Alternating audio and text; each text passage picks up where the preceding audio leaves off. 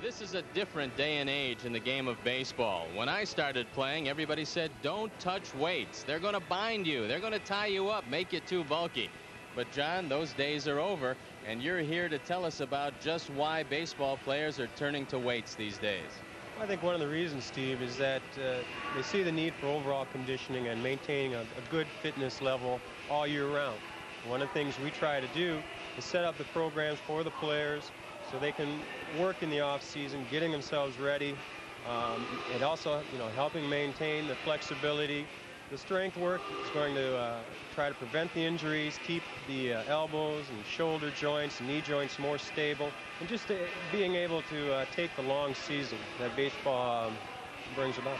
You touched on one term that I think is the key to everything, and that's flexibility.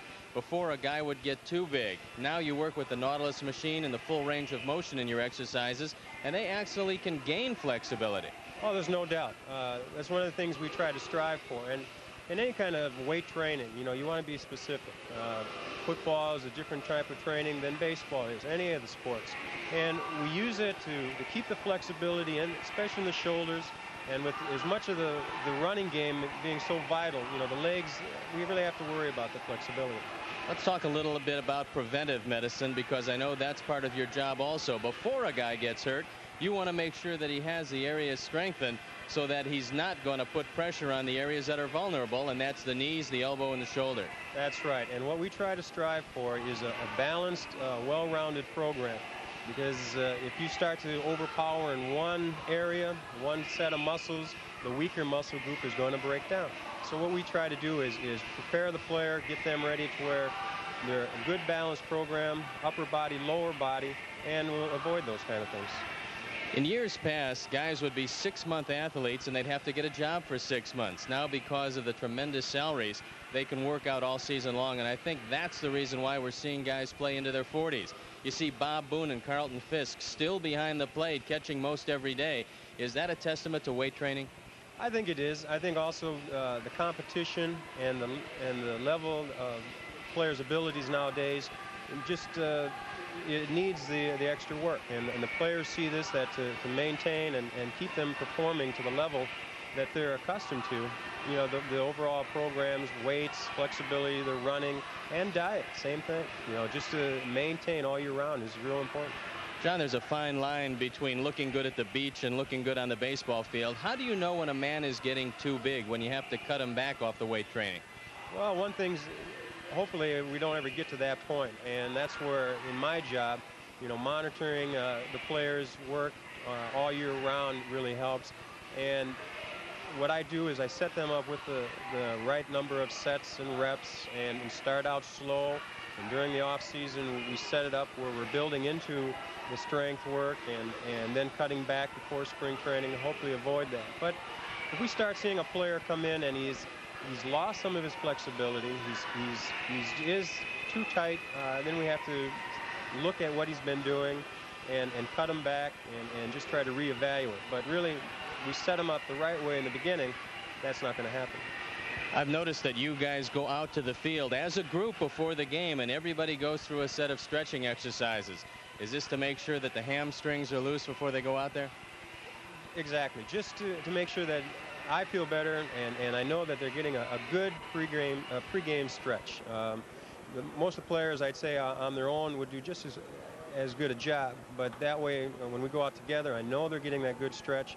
Also, we do it early enough, and when it comes time, they'll stretch on their own again before the game, but they don't have to take as long to re-stretch. They've gotten that good warm-up, and it's just a little bit easier then later on, right before the game, to loosen up. John, thank you for giving us a little insight into the weight training program. And stay with us, because we'll have a look at the starting pitchers after these messages.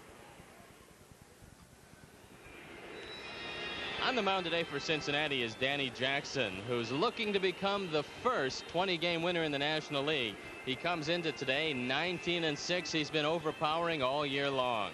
He's going to be opposed by Calvin Schiraldi, who is throwing the ball very well. He has been a better starting pitcher after the All-Star break. That was a prediction of both Jim Fry and Don Zimmer, and it's come to pass.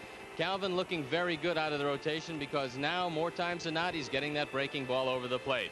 So the Cubs go out today trying to salvage the third, final, and rubber game of the series, and it's going to be exciting, so stay tuned for baseball. It's a football type of day in Chicago, and this great city that you're looking at is going to have both sports going on. The Bears are playing and leading the Dolphins, and the Cubs hopefully will beat the Cincinnati Reds. Stay with us for all the action. This lovely looking lady you're looking at is Diane DePino, the wife of the fine relief pitcher of the Chicago Cubs. And I know what you have to talk about, Diane. Hi, I just want to tell everybody that the Cub Wives for Family Rescue is putting on a celebrity bartender night at Sluggers. It's going to follow the St. Louis game that is at 1:20 on the 16th of September. And the players and the wives will be there tending bar and raising money for Cub Wives for Family Rescue. How's your program coming along? Are many of the wives working on it? Yeah, everybody's getting involved, and we had a really, really successful benefit this year. We raised after expenses nearly $45,000, and everybody has just really pitched in and gotten excited about it, and we're just having a really good time with it. I imagine it's a program that nobody really realizes how deep and profound it affects people. Yes, unfortunately, there's a lot of domestic violence, you know, all over the country, and we just want to do as much as we can to help as much as we can in Chicago. Well, I know that you worry about abuse of women, abuse of children. Does anybody ever abuse a husband? Well, they're a little bit bigger than we are, but I'm sure it's out there too somewhere. How many other affairs do you plan on having, or is it strictly during the season? It is during the season, and what we do is we have an annual benefit. This was our 4th annual, and we did a kickoff party at Sluggers about a couple weeks before the benefit, which was a really big success. But we do go for one major benefit per year, and it is during the season. This is just a little extra to give the fans. All right, thank you very much, and good luck on the program. Thank you. Our national anthem. At the twilight's last gleam, whose broad stripes and bright stars through the perilous fight, all the ramparts we watched were so gallantly streamed, and the rockets went clear, the bombs bursting in air, gave proof through the night that our flag was still there. Oh, say does that star-spangled banner yet wave o'er the land of the free and the home of the brave. And Warble singing our national anthem. We'll be back with the lineups in a moment.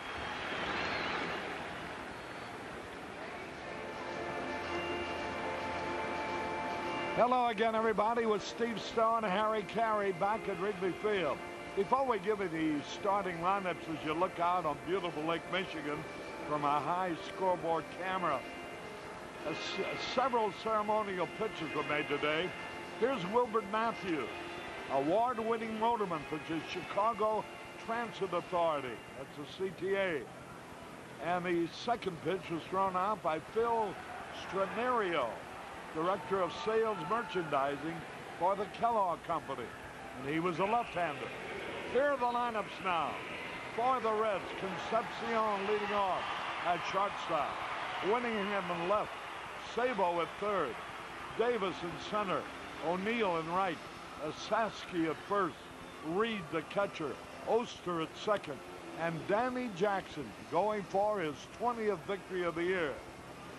For the Cubs, Doug DeCenzo is leading off in center field. Sandberg at second. Rolando Runes in left. Dawson in right. Law at third. Berryhill the catcher. Trio playing first today. Salazar at shortstop. And Calvin Schiraldi, who's won 8 and lost 9 with an earned run average of 3.86, is the pitcher. Fred Brocklander is working the plate. John McSherry at first. Ed Montague at second. And Steve Ripley is at third. At Soldier Field, the Bears are leading 21-7. The last score we had, so they seem to be off on the right foot. And Schiraldi will try to be the only Cub pitcher in this series to beat Cincinnati, who has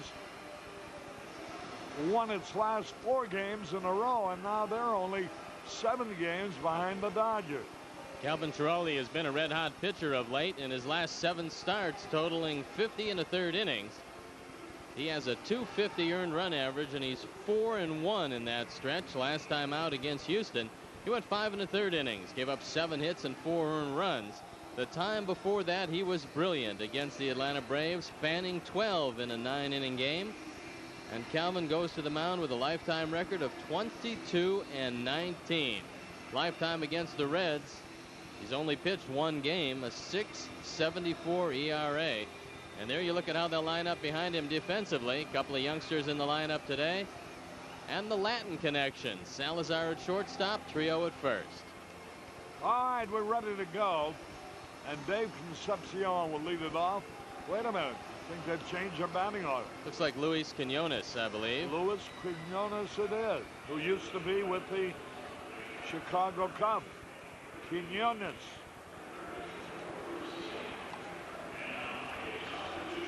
Luis hitting .211 for the Reds with no homers, 3 RBI.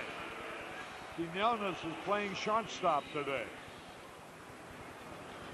We're ready to go.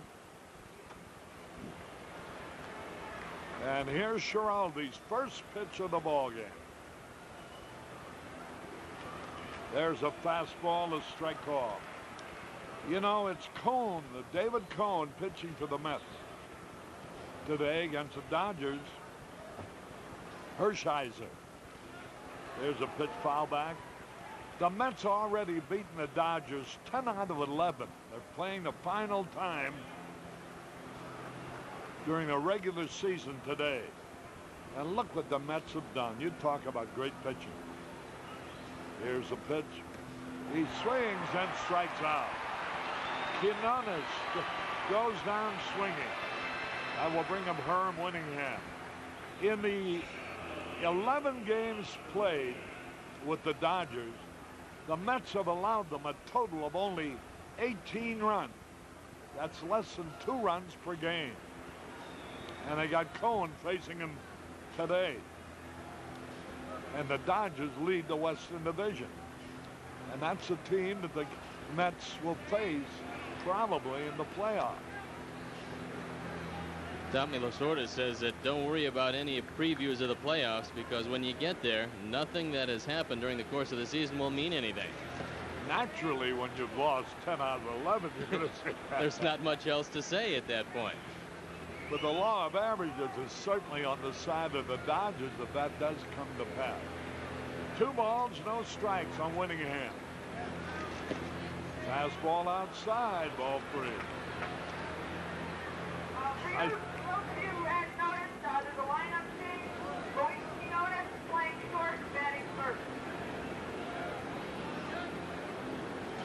The pitch. Ball 4. Winningham off. That brings up Chris Sable. Hitting .275, 11 homers, 43 RBIs. But against the Cubs, he's been held well in check. He's batted only .176 against Cub pitching. No homers, 2 RBIs.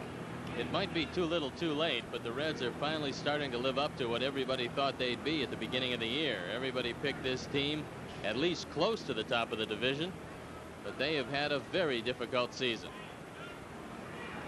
Now there goes a runner. Strike called up there. There got it. Oh, what a throw. Boy, oh boy, Berryhill. Winningham had a great jump, and Berryhill's throw was just absolutely terrific. Watch it. Good ball to throw, and the throw is right on the money. Sandberg in the ball waiting for Winningham to arrive. So for the 7th time this year, Herman Winningham has cut down stealing. And you can't do it any better than Damon Berryhill did it on that play. The pitch to Sabo. San Francisco, Montreal, no score at the end of 3. White Sox lead Cleveland 2-1 at the end of 4. High pop-up. Foul ball coming over into the stands and out of play. 1 ball, 2 strikes. It's turned into a beautiful day in Chicago. We will have intermittent clouds and there is some rain in the area, but right now bright sunshine, and what wind there is blowing out over the right field wall. Well, Nolan Ryan beat the Cardinals last night. He now has 204 strikeouts for the year. That's his 12th year with 200 or more strikeouts, extending the major league record which he previously held at 11. Foul back, out of play. And how about the San Diego Padres? They moved up to the 500 mark for the first time since July the 20th, 2 years ago, 1986.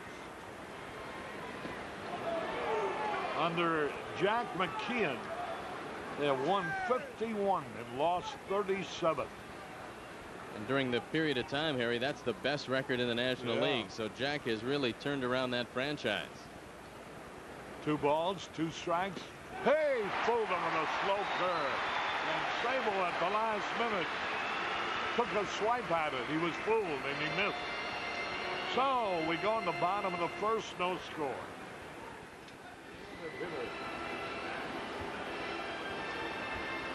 With Steve Stone and Harry Caray back at Wrigley Field, we're going in the bottom of the first inning. And Danny Jackson shooting to become the first National League pitcher to win 20 games this year.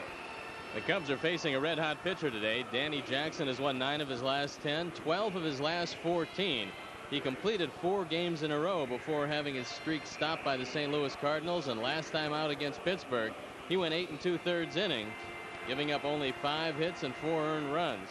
He's trying to become the first Reds pitcher to win 20 games since Tom Browning did it back in 1985. He's a fastball pitcher. He goes straight over the top, and he's got a good hard slider that he throws down and into the right-hand hitters. Here's DeCenzo. First pitch, he fouls it off.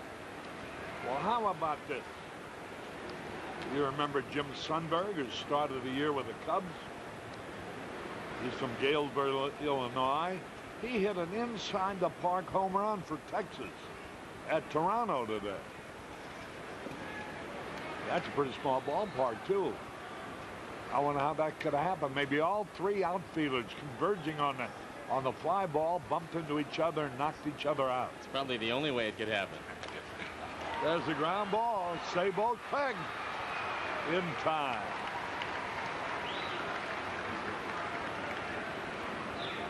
Danny Jackson was acquired from the Kansas City Royals in a trade that saw Kurt Stillwell go to the Royals, giving them the shortstop they truly needed. And Ted Power going to Kansas City. Now they've turned around and they've traded Ted Power to Detroit. So the deal, as far as Kansas City is concerned, was Jackson even up for Stillwell. 1 man out. The Bears at the half lead Miami 28-7. So they're going to beat the spread. They were favored by 4 points. Well, some say 4 and some say 3. The spread. 1 ball, no strike. I can tell you got 3 points, Arnie, right? There's a strike call. 1 ball, 1 strike. Mark and Chris Stockdale and Ernie Nelda and Kim Kiley from Eagle Grove, Iowa are here. There's a pitch inside. Boy, oh boy, can you imagine a Kansas City ball club? They got rid of Danny Jackson and they got rid of David Cohn. There's a bouncing ball. Quinones cannot make the play. Here goes Sandberg racing for second, and he'll make it. It'll be a double in all probability. Luis Quinones trying to charge the ball, missed it completely. This is a play they could have used Barry Larkin. Larkin, a sure-handed shortstop, might have made this play, but Quinones comes in. It's do or die on the hop, and he can't come up with it. So no ruling yet as the official score ponders over this play. A very difficult play for Quinones. And it looks like they're going to give Sandberg a base hit. They should, I think. It is a base hit. A double for Sandberg. 1 out. Rolando Runes, who hit .301 at Iowa. Big right-hand hitter. He had a cut. 1 strike to nothing. Jackson was a hard luck pitcher last year for Kansas City, going 9-18. But his team didn't score him too many runs. That hasn't been the case this year. He has been a dominating pitcher all season. The pitch. Strike 2 call. Danny Jackson, who won 19 and lost 6 so far. Earned run average 2.59. There's Pete Rose. Jackson has won 9 out of his last 10 games. So his second half entirely different from Greg Maddux. There's a line drive to the third baseman. Rooms line to Sabo at third. That brings up Andre Dawson. Maddox's record at the All-Star break was 15-3. Since the All-Star game, he has won 1 and lost 4, with an earned run average of 5.79. Before the All-Star game, his earned run average was 2.14. The opposition against Jackson, the opposition hitters, have batted only .210. That's how dominating he's been. Here's Dawson. Slider a little bit low. Jackson came in as a much heralded amateur player. He was the first player chosen nationally in the January 1982 draft secondary phase. So Kansas City saw a lot of promise, and he certainly has lived up to that. There's a foul ball into the stands.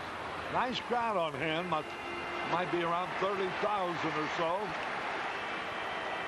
Boy, how would you like to start a year with the nucleus of your pitching staff? Danny Jackson and David Cone. And Mark Gubiza. As well as Brett Saberhagen. That'd be some staff. 1 ball, 1 strike. The pitch. Bouncing foul. 1-2. San Francisco at Montreal, no score, bottom of the 4th.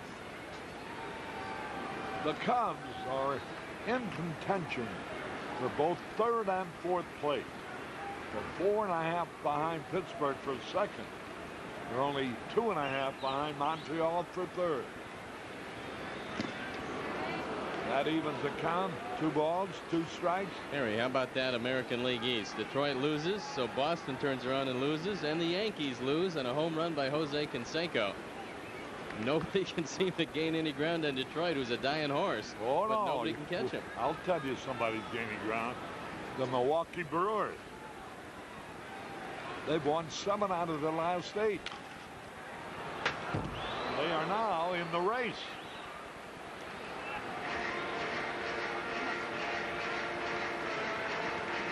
Yeah, they have gained something like 7 games in the last 2 weeks.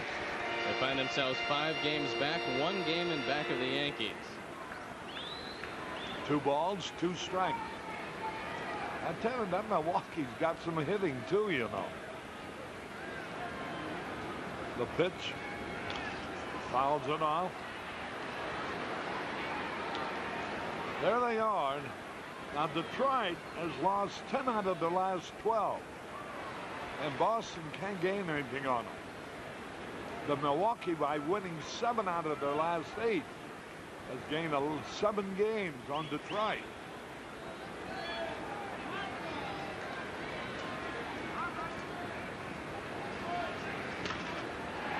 Half swing into the stands down the right field line. Dawson with 21 homers, 72 runs batted in, hitting .308. There's Don Zimmer in the last 28 games of his first year as manager of the Cubs. And he's done, everybody concede a great job. Line drive this time, foul outside first. Jackson. O'Neill recovers the ball as it caroms off the right field wall and makes a fan, of O'Neill fan, out of somebody by flipping the ball into the right field corner of the grandstand. Jackson is a very deceptive pitcher. He throws a little harder than you think. And just about the time you tune it up for that fastball, he throws you that good hard slider low and in. And that is difficult to hit, like Ron Guidry threw in '78. Ball 3. 3-2. Sandberg, the runner at second.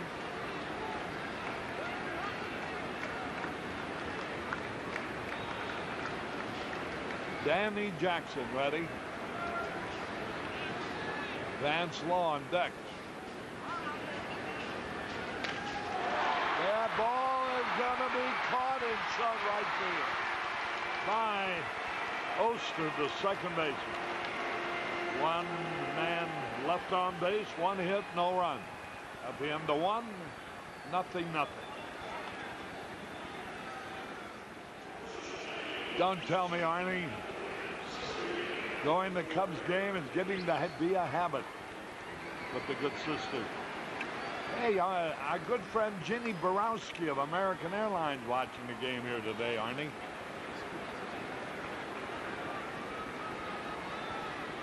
Eric Davis leads it off. Ground ball, Sandberg throws him out. One man out. That'll bring up Paul O'Neill. He has had a pretty good series. He had 2 doubles and a triple yesterday. Schiraldi has had very good luck early in the game. So far, the Cubs have used him in the starting rotation, but you never know what 1989 brings. Here's a man that might be the answer to the stopper situation if nothing is accomplished over the winter via the trade or free agent market. There's a pitch in there, a strike called O'Neill. Hey, the search is on for the ultimate Cub fan, Budman. The final monthly contest now underway, and then the grand prize. There's a strike again. The 2 clues today, the first one, Clark and Sheffield are its neighbors. You don't need 4 balls to walk it. And the L train drops off Cub fans here. And the second clue, they're a new addition to Wrigley when the stars come out and schedule must be changed. Put down the answers to those clues. There's a smash in the center field, cut off by Salazar. He got him at first base, a good play. Angel Salazar, a fine play to his left. Salazar was shading O'Neill up the middle, and that ball was hit off the end of the bat. It wasn't hit as hard as it looked. Inside out swing, Salazar coming across. Sean Dunson is not injured, just being given a day off, and Salazar comes up with a good play. Get your entries for the contest. The final month. You can pick up the entry blanks at participating Budweiser retailer. 0-1 the count. 2 men out. Nick Kasaski hit the big 3-run homer yesterday. Good fastball. 0-2. Kasaski, 13 homers, 57 RBI. If you stay away from Nick, you should be in pretty good shape, although Calvin's going in. He tried to check his swing. He went around. That's the 3rd strikeout for Schiraldi. We go in the bottom of the 2nd, no score.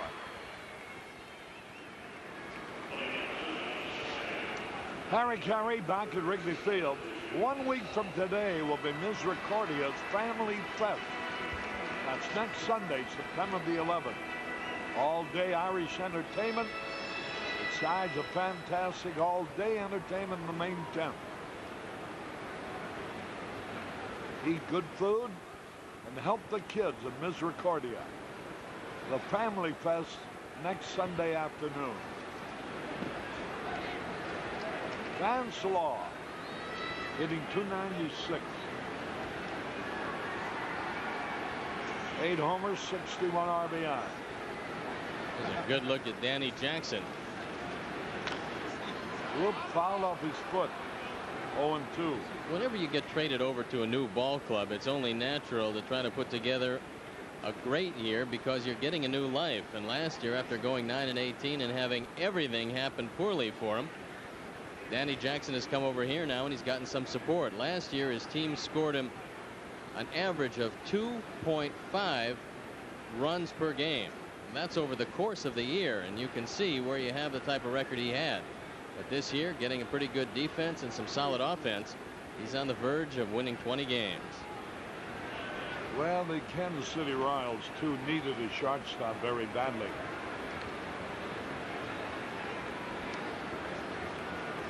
So in all fairness, that's why they were motivated into. There's a line drive right at Sabo. Vance Law hit a bullet right at Chris Sabo. Will isolate on the man that Pete Rose thinks should win the Gold Glove this year.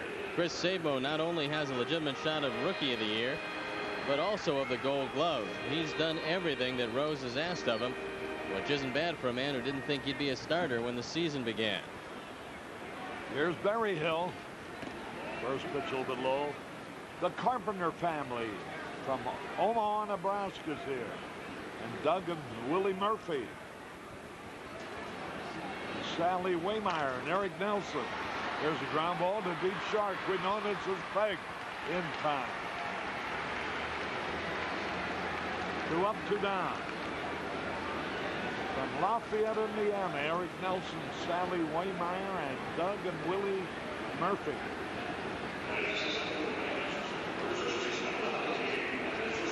The Bears leading by 3 touchdowns at the half. 28-7.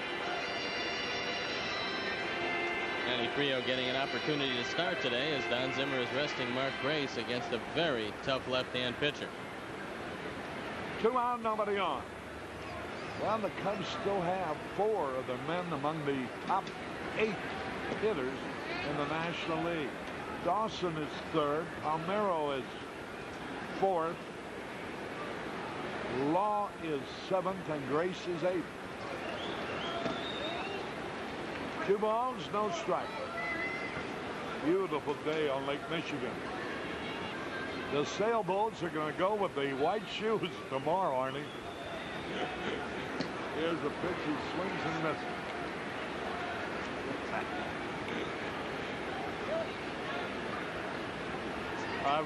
After tomorrow, I've just put them into my bag, heading for Palm Springs whenever I go. 2 balls and a strike. But you, Arnie, you can put them away until next year.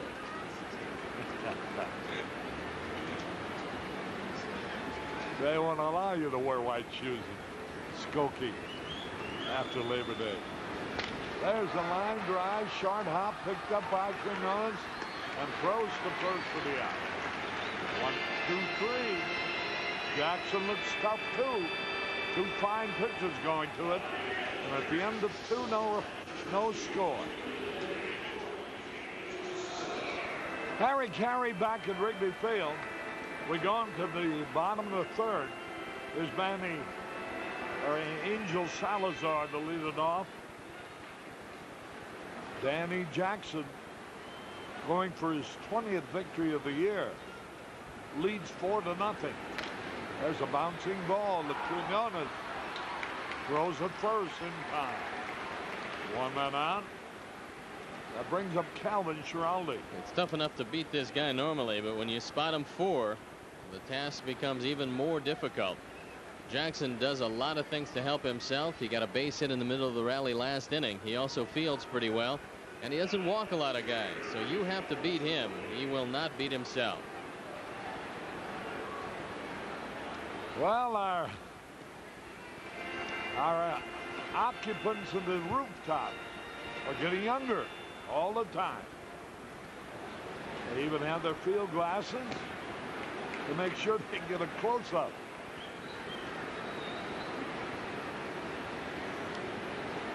Two strikes and nothing on Schiraldi.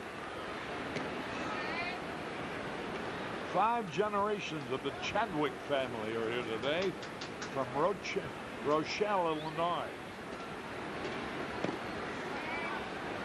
2 balls, 2 strikes. There's the American League scores. Notice Milwaukee out in front of Detroit, 3-0.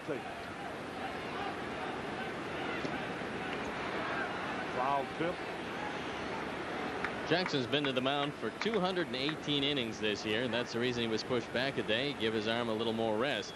He's only walked 59 men while fanning 141. He struck him out. Since Sandberg doubled in the first, which was a scratch double, by the way. Jackson was retiring everybody's face. They're the National League scores. You see the doubleheader today between Pittsburgh and Atlanta rained out. It will not be rescheduled. And if that comes into play in the standings, they'll make it up at the end of the year. DeCenzo takes a fastball low. Here from Live Oak, Florida, Tamara and Brant Helvinson. Ground ball up the middle. Base hit for DeCenzo. DeCenzo pushed the single up the middle. And that gives him 4 out of 7 in the major league. DeCenzo looks like he's going to make a whole lot of contact from both sides of the plate. That's what you look for in a leadoff man. You know, because of his stature, he's going to draw some walks.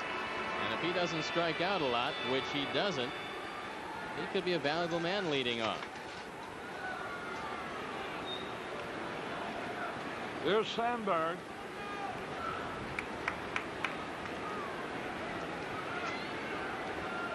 Good lead by DeCenzo. And his team is 4 runs behind.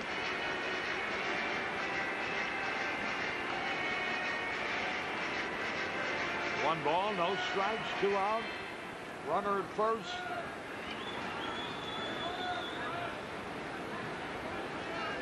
Jackson throws over to first base. Boy, a big hit in that 4-run rally for the Reds was the pitcher, Danny Jackson, filling the bases with a base hit to right.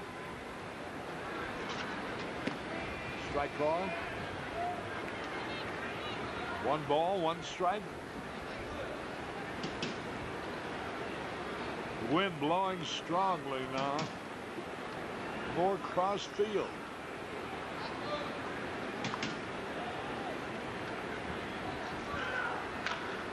Ground ball. Quinones forced out to retire the side. 1 man left. 1 hit. Dwayne will be joining Steve in a moment. Caray from Wrigley Field. We're at the end of 3. At Cincinnati 4, the Cubs nothing. Ball game moving into the 4th inning from Wrigley Field with Steve Stone and our producer director Artie Harris. This is Dwayne Stats, and the Cubs certainly have their work cut out for them now. This is Nick Gasaski leading off, popping it up on the left side. Law camped under it, makes the catch for the out. Tough to be down 4-0, but when you're facing the left hand of the likes of Danny Jackson, it makes it all the more difficult. Calvin Schiraldi knew that he had to hold him close, and he had a very rocky 3rd inning. Now it's going to be even more difficult, and Danny Jackson right in the middle of things in that 4th, because that was the big hit of the inning. Here's Jeff Reed. Reed started the 4-run 3rd with a single. He lined an 0-2 pitch into left.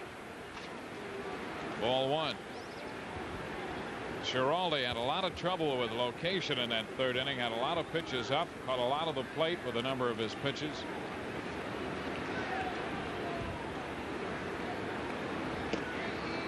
And he comes into the strike here to Jeff Reed. 1-1. Schiraldi making his 23rd start.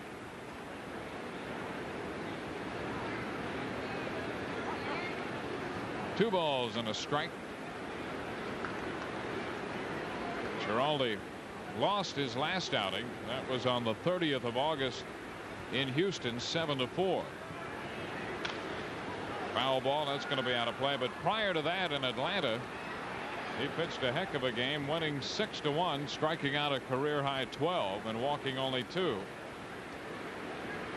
There's a look at Mike Harkey. He'll be pitching the second game of tomorrow's doubleheader against the Phillies. Rick Sutcliffe scheduled to work game 1. And strike 3 called on the inside corner. That's the second out here in the 4th inning, and for Schiraldi, the 5th strikeout of the ball game.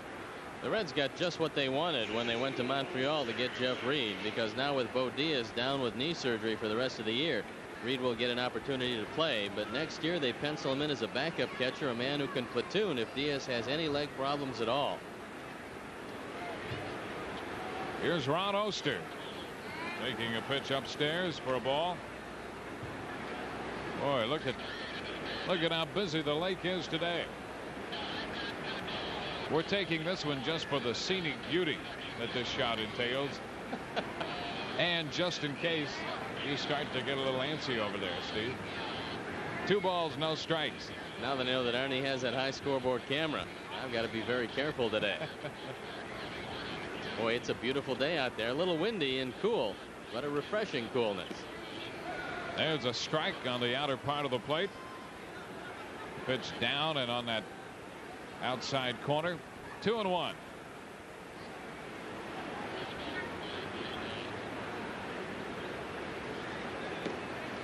Schiraldi misses high. 3 balls and a strike.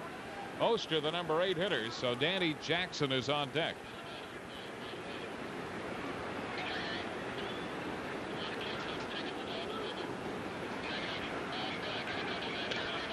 This one popped up, foul ball.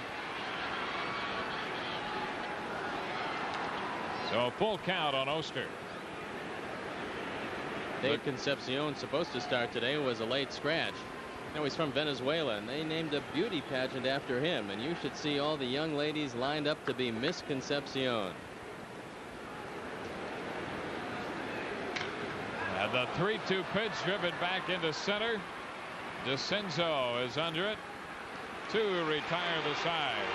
And there you are, Steve. That's for you. We go to the bottom of the 4th inning.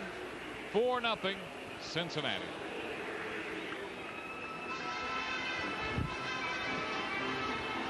Bottom of the 4th inning from Wrigley Field. The Cubs wrapping up their series with the Cincinnati Reds wrapping up their competition against the National League West with this game. Phillies come in, and then the Mets on the rest of this homestand. Here's Rolando Rooms leading off for the Cubs in the bottom of the 4th inning. Rooms, Dawson, and then Law. Rooms had a good year at Iowa after being sent out. They lined to third his first time up. Goes after this one and fouls it back. He is an aggressive hitter. He was a little frustrated early in the year because he played well enough in spring training to make the ball club, and yet he never even got an at bat during the first time that he was here.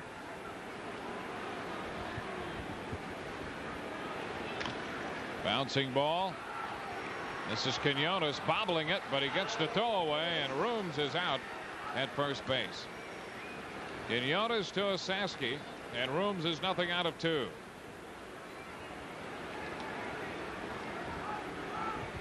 Rooms wound up hitting .301 at Iowa with 16 home runs. Here's Andre Dawson. Dawson popped out to the second baseman, Ron Oster, after battling Jackson in the first inning. Dawson made the final out with Sandberg at second. There's a swing and a miss by Andre, strike 1. Send along happy anniversary wishes to Ruth and David Zarnecki, rooting for the Cubs. 45th wedding anniversary to Muriel and Bob Goldberg. Now the pitch. Foul at the feet of the catcher, Jeff Reed. 2 strikes the count on Andre. Jackson is always around the plate. He doesn't throw many changeups, but what he does do is keep that slider down and out of the strike zone. But when he throws it, you can't identify it's a slider right away. It has good tight spin. It looks like a fastball till at the end when the bottom drops out of it. And because he's usually even or ahead of the hitter, they have to protect. It makes it even more difficult. He's up and in with this one, and the count is a ball and 2 strikes.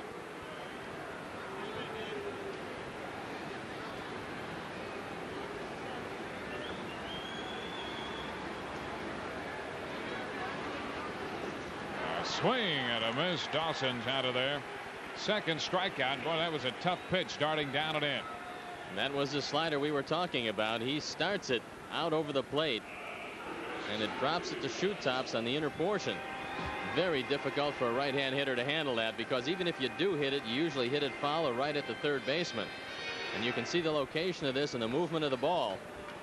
Very difficult pitch to handle. Vance Law steps in against him and takes the pitch wide. Ball 1. You know, last year Danny Jackson won 9 games and lost 18 for Kansas City. He's trying to become the first 20-game winner in the National League this year, this afternoon.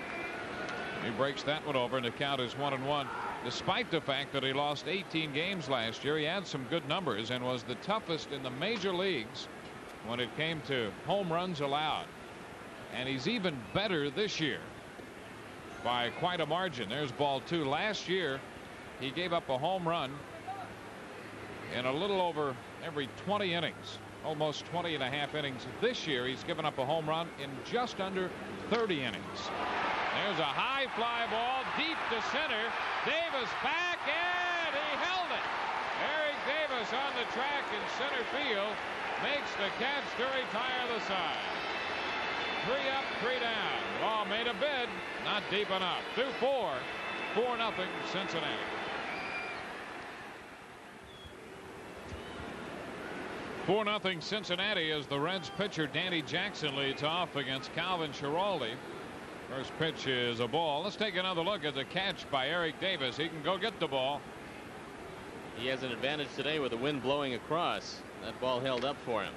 Jackson sends one back into right center field. DeCenzo's after this one, and he's going to have to play it off the bottom of the wall, and he can't find it. That'll be 2 bases. DeCenzo loses the ball in the vines. So a double for Danny Jackson, giving him 2 hits on the day. He is 2 for 2. That's his 3rd double. Couple of different angles at what the Ivy brings to you. Eric Davis going back, and he makes a great play. And we'll take a look at Doug DeCenzo. He goes back, and it's not exactly divine as he loses it out there.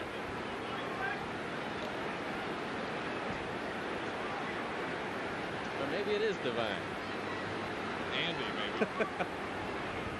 Here's Luis Quinones. What a day for Danny Jackson. Both with his arm and with his bat, he's tormented Calvin Schiraldi.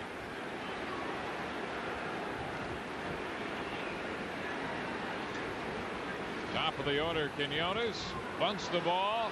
Schiraldi will go to first. Out there, trio covering, and Jackson moves to third. It's a sacrifice. Scored pitcher first. 1 out now in the 5th inning, with Jackson on third and Herm Winningham due up. Winningham 0 for 1 with a strikeout and a base on balls. He was caught stealing back in the 1st inning. Damon Berryhill threw him out. Reds with a 4-run third. They have their pitcher at third and 1 out in the 5th inning. The lights have been turned on here at Wrigley Field. The sun has been in and out. The first pitch to Winningham is low for a ball. Temperature 69 degrees at game time, with the wind blowing out toward the right field corner. We've had periods of sunshine and the clouds move in. Ball 2, 2-0. Cubs know the importance of this run. They can't allow the Reds to score anymore. So everybody very close in the infield.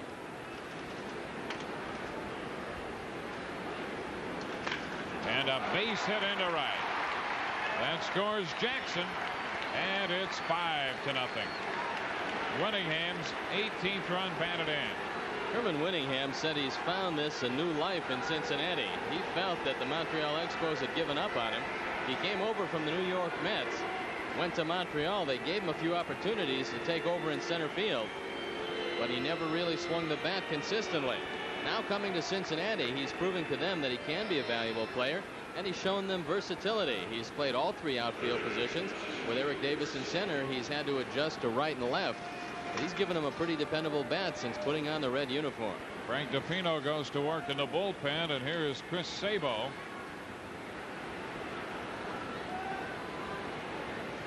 Sabo takes it too low, ball 1. Well, you can see the importance of location on that 2-0 pitch to Winningham. It was down, but right over the heart of the plate. And it was a fastball in a fastball situation, Dwayne, and any major league hitter looking zone, looking fastball is going to be able to get a good swing. Winningham back in. So the Reds have a 5-run lead. 5 runs, 7 hits off Schiraldi. Runners going. The pitch is low. The throw is not in time. Berryhill had to dig it out. Winningham has his 11th stolen base this year. Winningham now 1 for 2. Berryhill gunned him down in the first inning, but this throw on the third base side of second, and a very difficult ball to throw for Damon Berryhill.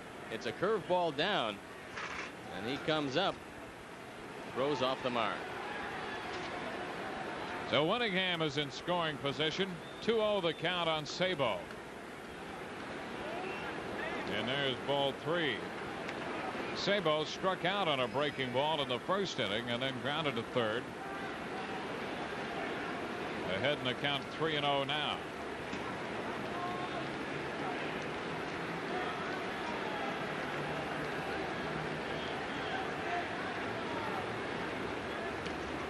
Turned him loose and he missed, running the count to 3-1. Sabo, an aggressive hitter. He's got good quick hands, and he doesn't have a hitch in his swing. Hitting instructor Tony Perez says the quickest hands belong to Eric Davis, but Sabo is not too far behind.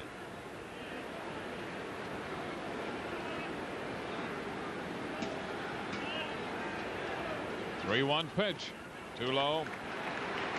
So Sabo draws the second walk issued by Schiraldi. The New York Mets will not be able to defeat the Los Angeles Dodgers for the 11th time in 12 games this year because there's a lot of rain in the East. The game has been postponed, and just like the Pittsburgh doubleheader with Atlanta, no rescheduled date to this point. If it means anything, they'll play it at the end of the year, but the way both teams have been playing, it's doubtful. Here's Eric Davis. Davis singled home 2 runs in the third. Bounces this one foul. Strike 1. Well, how about the Tigers? Detroit leading the East by a game over Boston, 4 on the Yankees, and now 5 on Milwaukee. Tigers home against Milwaukee, and the Brewers have a 5-0 lead with Detroit batting in the bottom of the 6th inning. Tigers without Lou Whitaker. The pitch up, so the count is 1-1, and that's just another name to a long list. I think the loss of Alan Trammell really hurt them. He's been in and out of the lineup all year, and when he goes down, that takes a whole lot of that offense away. 1 ball, 1 strike.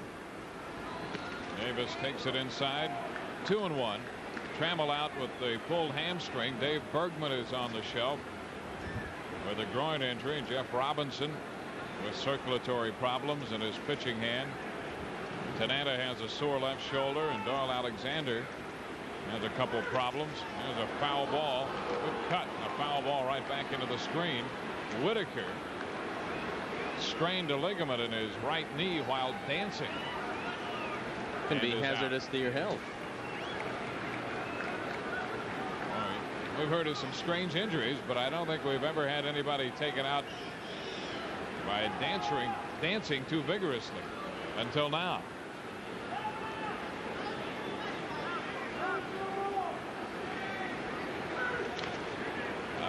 Tap to third, foul ball. So the count holds at 2 balls and 2 strikes. I would think this would be the last man that Calvin Schiraldi faces if he does not get Eric Davis. Paul O'Neill, left-hand hitter on deck. Don Zimmer has seen Calvin Schiraldi now struggle for the second time in a row.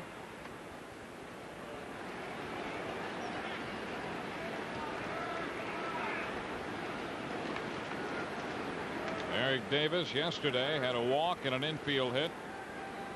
A homer and a triple the day before to go with a base on balls. Tied for fourth in the league's home run derby with 25.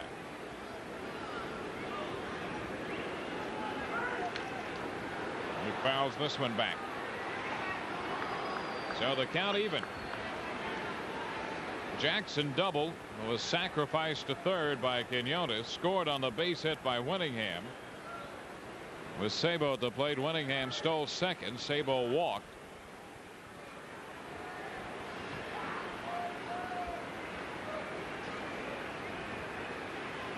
Now Schiraldi wants to talk with Berrio. Eric Davis has really started to turn it on the second half of the year, and he can be devastating. Last year, 100 RBIs right on the nose. He's got 17 more to go to reach 100 this year. Last year he had 37 home runs. This year he's got 25. But he got off to such a terrible start the first 2 months of the year. Everybody kept asking what was wrong with Eric Davis. He's shown them nothing is wrong with him since the All-Star break. 333 since the All-Star break. A roller, shortstop, comes up on Salazar, and everybody's safe. Salazar moving to his right, set to make the pickup. Ball came up on him a little bit, and he'll be charged with his second error of the year.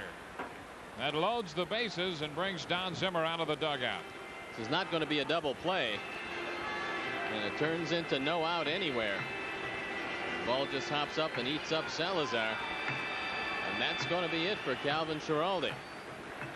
Schiraldi departs after working 4 1/3 innings. The call goes out to Frank DePino, and we'll be back with more after this.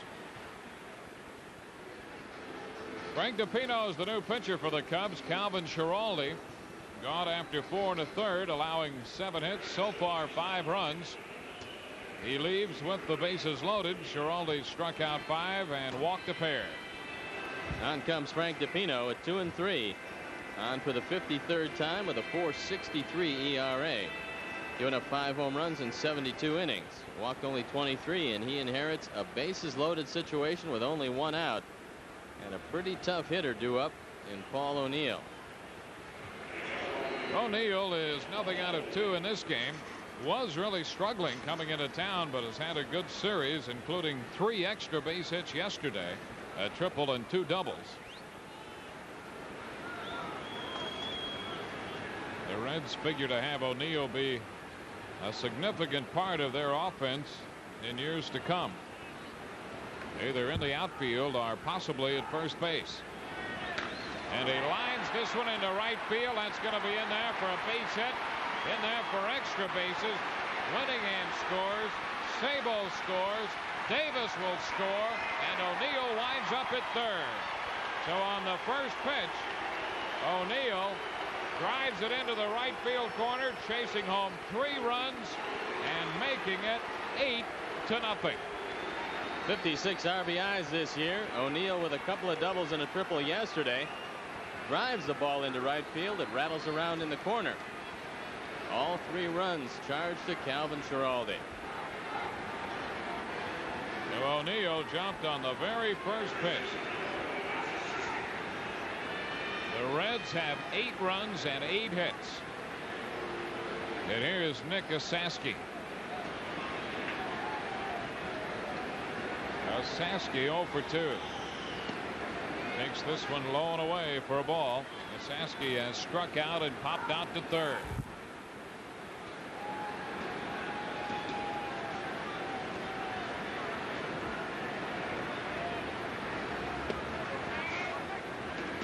Two and 0 the count. 8 runs on 7 hits in 4 1/3 innings. The line on Schiraldi. DePino's pitch, ground ball, diving stop by Trio. Who's going to cover first? Nobody there, and the run scores. It's now 9-0. Saski credit for a run batted in his 58th as O'Neill comes home from third. Trio scrambling to get to the bag, and Saski will be given a base hit. Frank DePino standing on the mound admiring the work of Manny Trio, and it's hard to believe that a veteran and a ball hit to the right side does not cover first base. Frank's been around long enough to realize that you just have to get over there. Still only 1 out in the inning. The Reds have scored 5 times. Saski at first. And here's Jeff Reed, the catcher.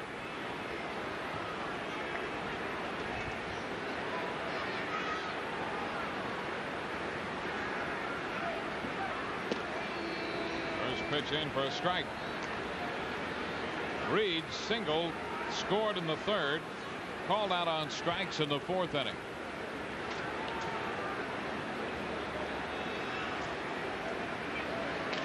And a liner over the head of Salazar into left center field. Another hit.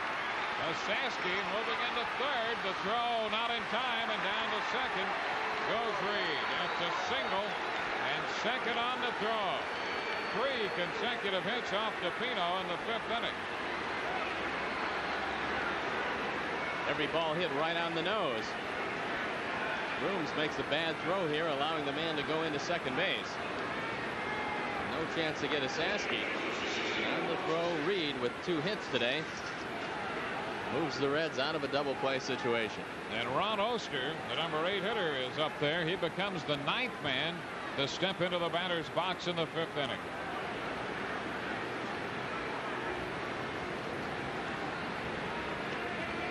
And the pitch is a strike, popping away from Berryhill.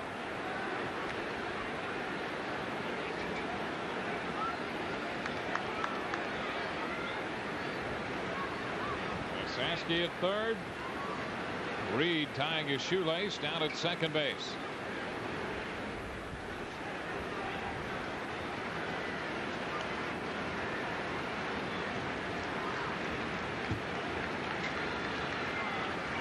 Now the stretch. The pitch.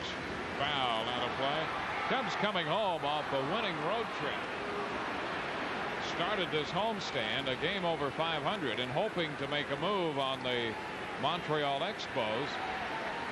At one point the Cubs had actually, for a matter of hours, had moved into a 3rd place tie with Montreal, but now the Expos are 4 games over 500, and the Cubs start the day 2.5 back of 3rd place. The pitch is high, 1 ball 2 strikes, and well behind in this one, 9-0. Joe Corneo informs us that the weatherman is hit for the cycle on the East Coast. Philadelphia game with San Diego has been postponed due to rain also. The pitch. There's a strike call. Oster caught looking. 2 gone in the inning. And it's going to bring up the pitcher, Danny Jackson, who started the Cincinnati 5th with a double. Well, Pittsburgh and Atlanta rained out of a pair. San Diego and Philadelphia rained out. And the Dodgers and the Mets in New York all rained out. I thought this one was in jeopardy for a while, but it's cleared up here in Chicago and turned into a beautiful day. Delightfully cool. Jackson 2 for 2. DePino misses away. Ball 1. The Expos and the Giants through 7 at Montreal. Expos 3, Giants 2. 1-1 to count on Danny Jackson.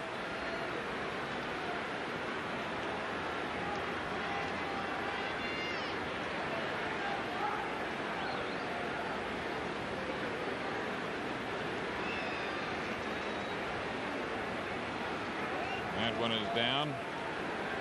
2-1. Quinones has a couple runs batted in. Davis has 2. O'Neill with 3. Winningham 1 and Saski 1. Foul ball. That evens the count. 2-2.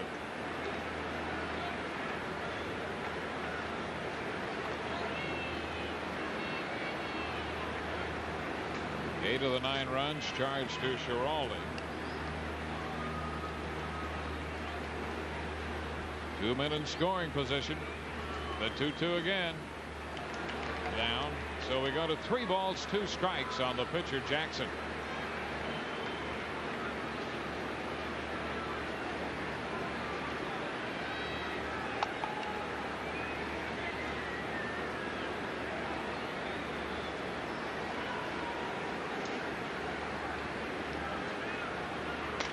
And a liner into right. Another hit. Here comes Saski in to score. Reed will stop at third, and Danny Jackson makes it 10-0 with his 3rd straight hit of the ball game. He is 3 for 3. That's his 6th run batted in. The first 3-hit game of Jackson's career. Going for his 20th win. He's picked a good time for it. It's been all Danny Jackson today. He came in hitting a robust 122, but that's going to jump way up after this performance. He's picked up 25% of his hits on the year today. And here's Luis Quinones, who started the Cincinnati scoring back in the 3rd inning. And the pitch is in for a strike. 11 men now sent to the plate for the Reds in the 5th.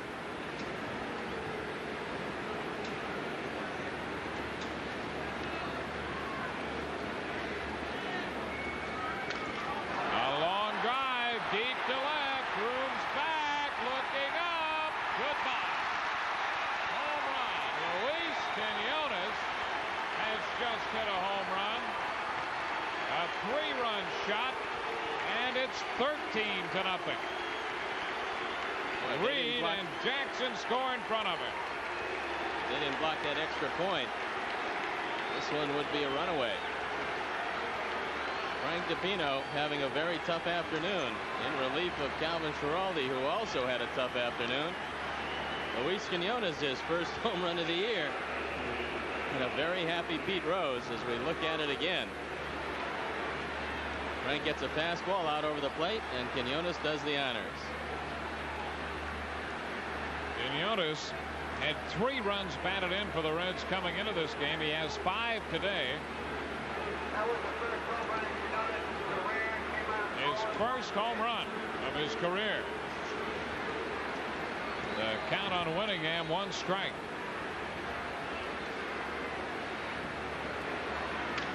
Ground ball through the middle and another hit. So Winningham picks up his 2nd hit of the inning. 6 hits off DePino, and the Reds have 13 hits in this game. Rick Rona warming up. I don't think he'll come into this one on the mound, but he is getting ready.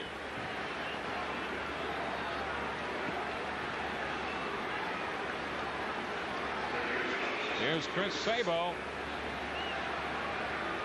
The Reds have scored 9 runs in this inning. Sabo swings and misses, strike 1.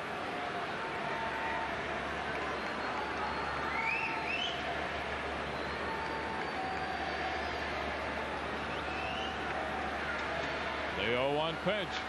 A tap foul. A 9-run 5th inning for Cincinnati. Sabo, the 13th hitter to step in there for the Reds.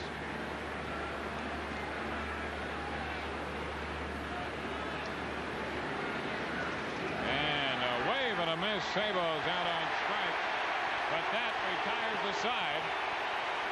The 5th sees the Reds score 9 on 8 hits. We go into the bottom of the 5th inning, 13-0 Cincinnati.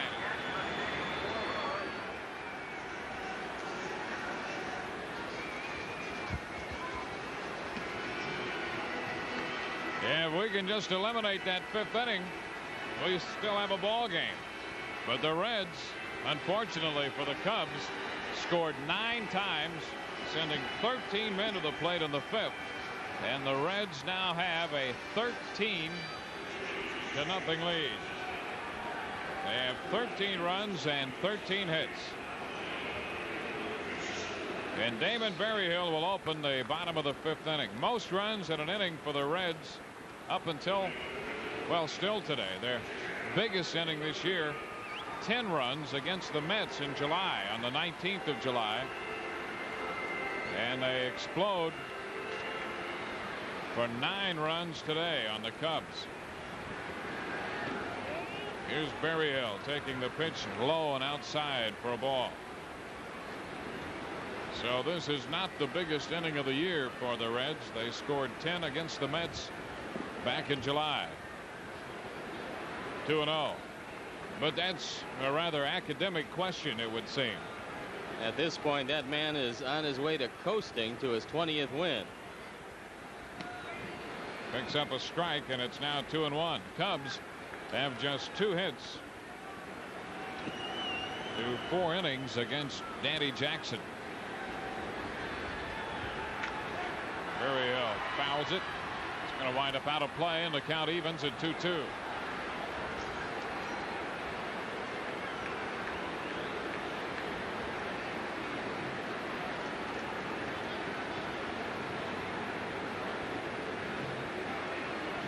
The 2-2 popped up.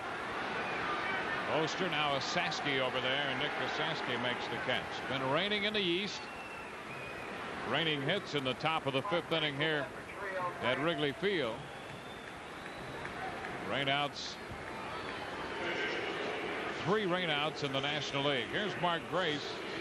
Grace will hit for Trio. Manny 0 for 1.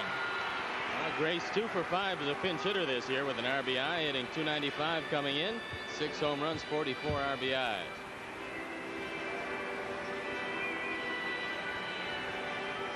So Grace takes over against the left-hander Danny Jackson. Trio had started this game at first base. There's a pitch high. I wonder if Manny hurt himself diving for that ball in the top of the 5th.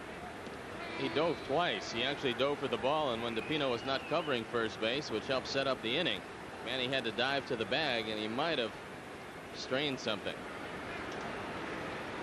Counts 1-1 on Mark Grace. He starts to go, tried to check, but offered, says Ripley. 1 ball, 2 strikes. Grace played first base against Danny Jackson over in Cincinnati back in the middle of August. Went 0 for 4 against him.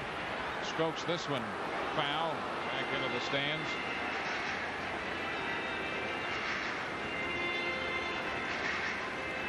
Mark listed among the top 10 in the league in hitting, 8th with an average of .295. This one is low. You know, if you look at the top 10 in the National League, 2 players are hitting under .290. Andy Van Slyke 9th, .289, and Barry Bonds 10th at .288. Another foul ball. 5 300 hitters, and then 3 in the .290s, and Van Slyke and Bonds just under .290. Gerald Perry at .321, leading the league. Tony Gwynn second at .316. Ground ball first base, handled by Sasky. 2 out. So Sasky handled the pop-up by Berryhill and the ground ball by Grace. And it brings on Angel Salazar. Salazar at short today. Dunston bruised his right hand when he made that barehanded pickup yesterday. Eventually left the game of that. Salazar is playing short today. The secret to Danny Jackson really is his ability to throw the ball inside. He's learned what a lot of left-handers learn in baseball.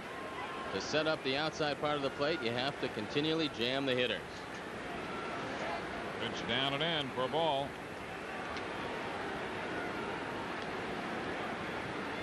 Doubleheader tomorrow with the Phillies. Rick Sutcliffe in the first game, and last year's #1 pick for the Cubs, Mike Harkey, will make his debut in the second game. O'Neill back onto this one, and he makes the catch to retire the side. 3 up, 3 down. We are through 5 with Cincinnati out in front 13-0. We're through 5, 13-0. Cincinnati out in front. Cubs have made some changes as we move into the 6th inning. Rick Rona takes over behind the plate.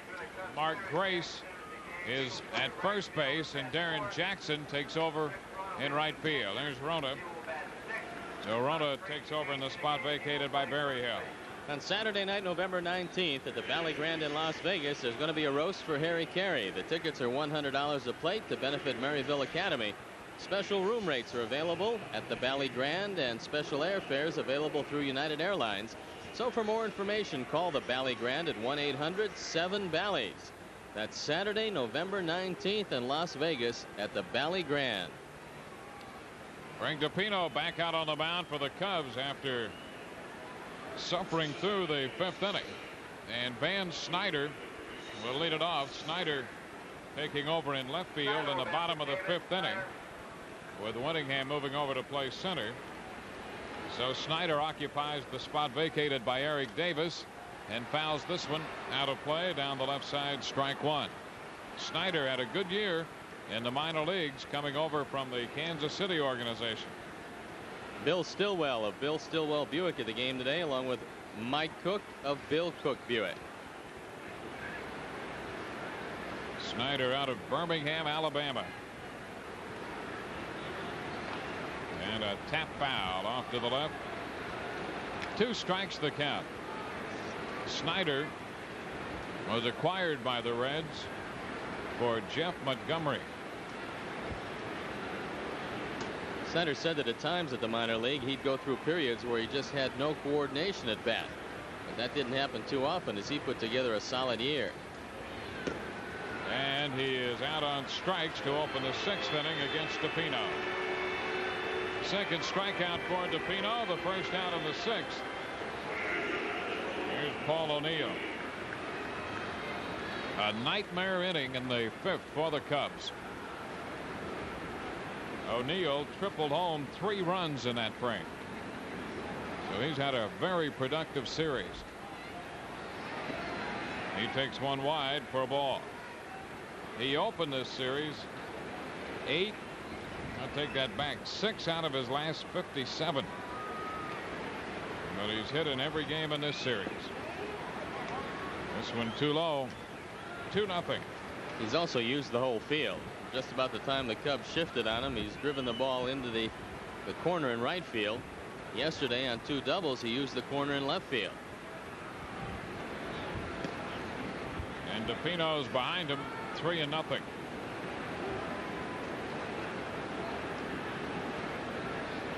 Montreal batting in the bottom of the 8th, leading San Francisco 3-2. There's a strike. 3-1 the count. Oakland has taken a 3-0 lead on the Yankees. Oakland batting in the bottom of the 3rd inning. There's a foul straight back. And the Brewers now hitting in the 8th inning at Detroit, leading 5-0. Tigers clinging to a 1-game lead in the American League East, and the Tigers are banged up. This one is low for ball 4. 1-out walk. O'Neill strolls to first, bringing up Nick Gasaski. Gasaski single homer run in the 5th inning, his only hit of the game.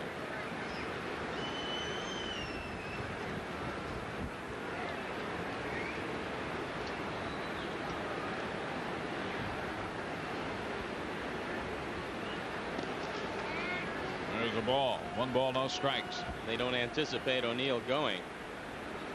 Trying to put themselves in position to score the all-important 14th run.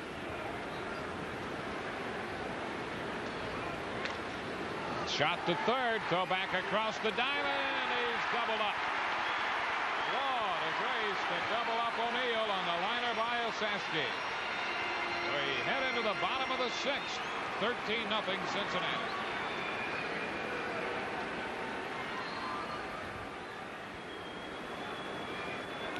Bottom of the 6th inning. Wind picks up a little bit, blowing out toward the right field corner. 13-0. The Reds lead. They made a change at third. Marty Brown has entered the game to take over for Chris Sabo. Here's the inning-ending double play. Line drive. O'Neill doubled off, and for the inning-ending double play, Turtle Wax will donate $100 to Cubs Care Cancer Research. And Frank DiPino will open the bottom of the 6th inning. Jackson delivers, and DiPino fouls it back for a strike. So DiPino staying in there with this game as lopsided as it is.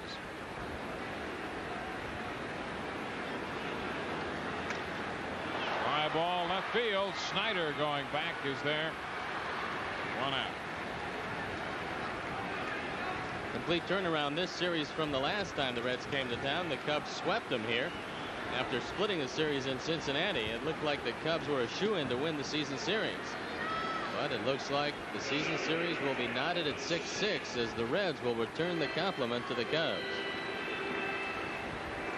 It is Doug DeCinzo.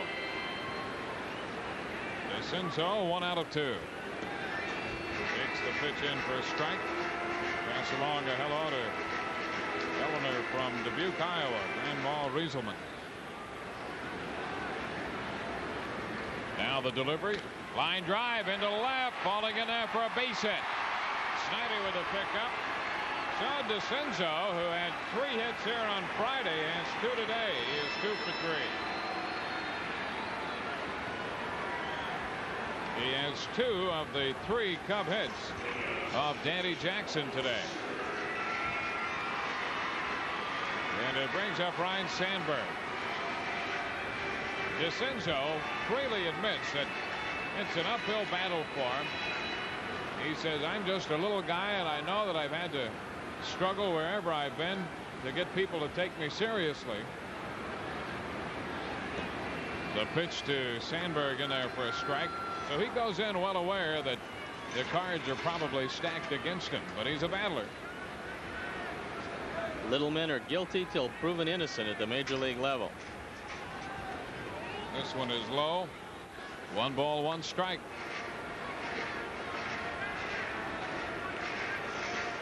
Sandberg at the plate. Brooms on deck. Facing Danny Jackson, who's looking for his 20th win. And in control. There's ball 2, 2-1.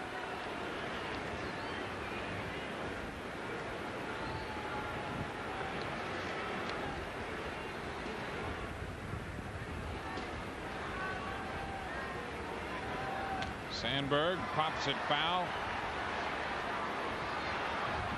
So the count evens.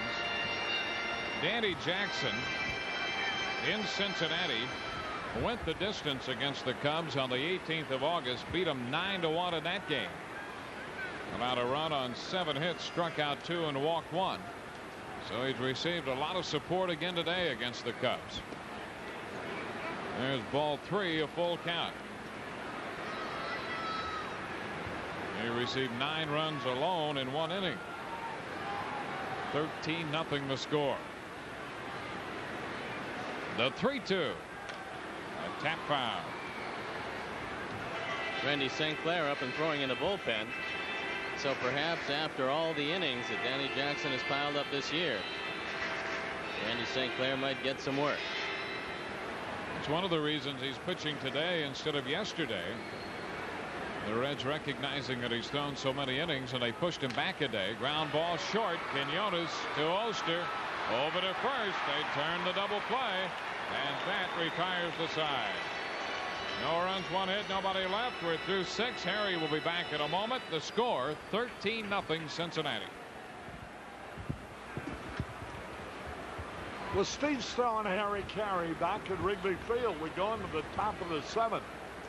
If you have the Reds in a 13-run pool, just hope they don't make any more. You got a winner. They're leading 13-0. Here's Jeff Reed to lead it off. He's 2 out of 3. How about that? Milwaukee 5-0 ahead of Detroit again at the end of 7. Milwaukee will be only 4 out. And again, the Red Sox have an opportunity to go into a first-place tie. They're playing out in California later on today. Here's DiPino's pitch. Fastball outside. Montreal still leads San Francisco 3-2, bottom of the 8th. Now the pitch. A bouncing ball. Van Slaw has it. Throws to first to the out. One away. That brings up Ron Oster, the second baseman. 1 out of 3 so far today.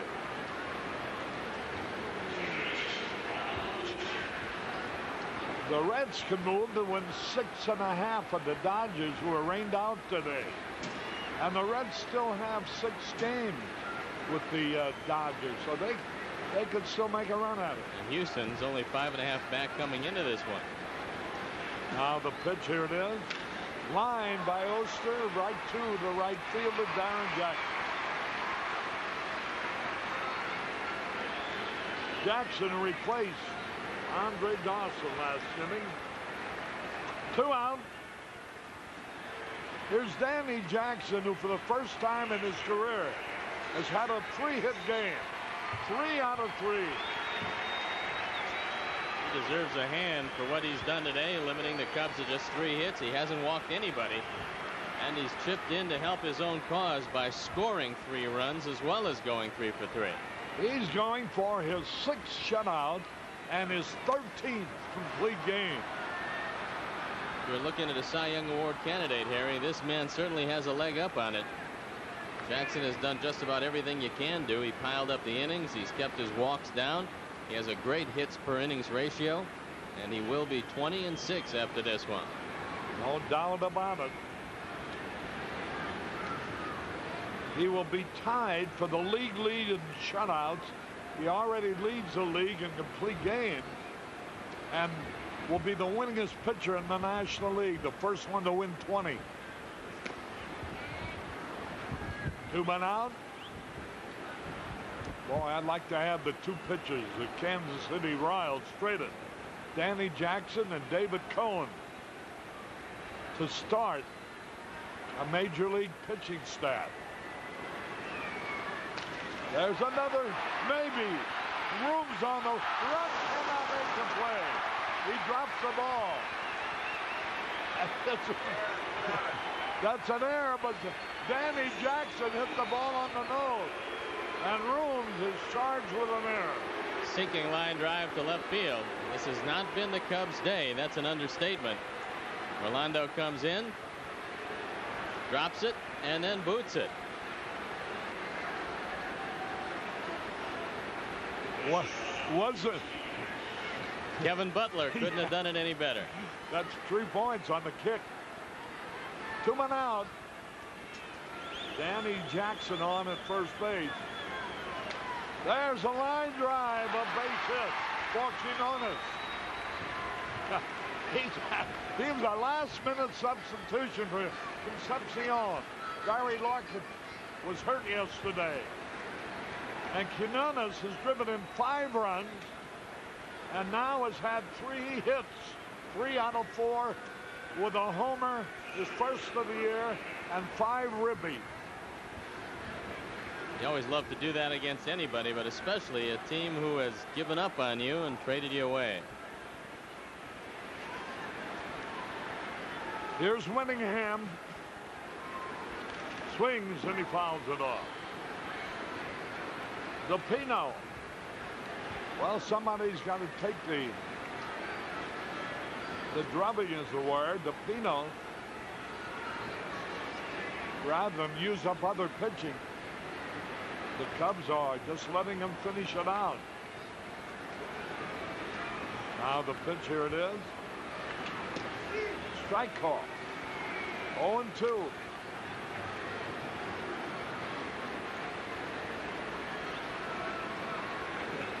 Oh, 0-2.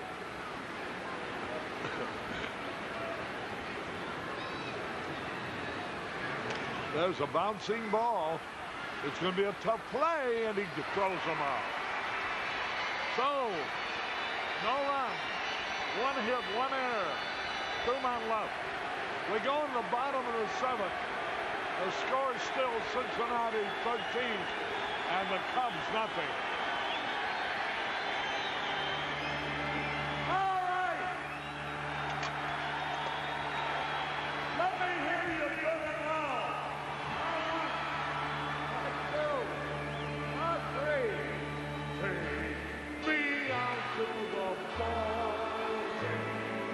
Take me out with the crowd.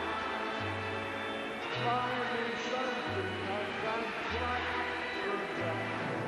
I don't care if I never get back, always room for the cause. If they don't win, it's a shame for it. Your ball game. Hey!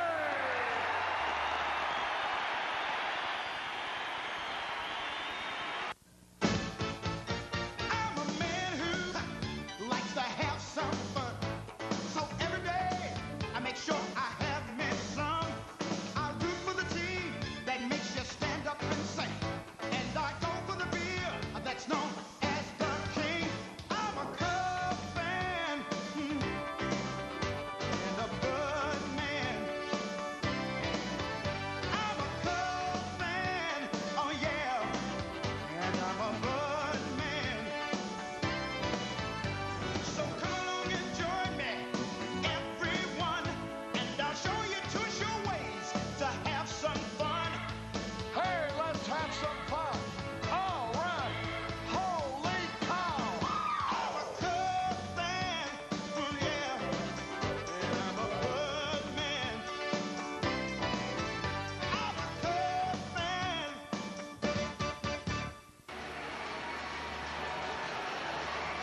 We got on the bottom of the 7th. Boy, oh boy, a lot of digits up there. The numerical strength. 13 runs, 14 hits. For the Reds, here we go on the bottom of the 7th. Rooms leading off. Swing, and he misses.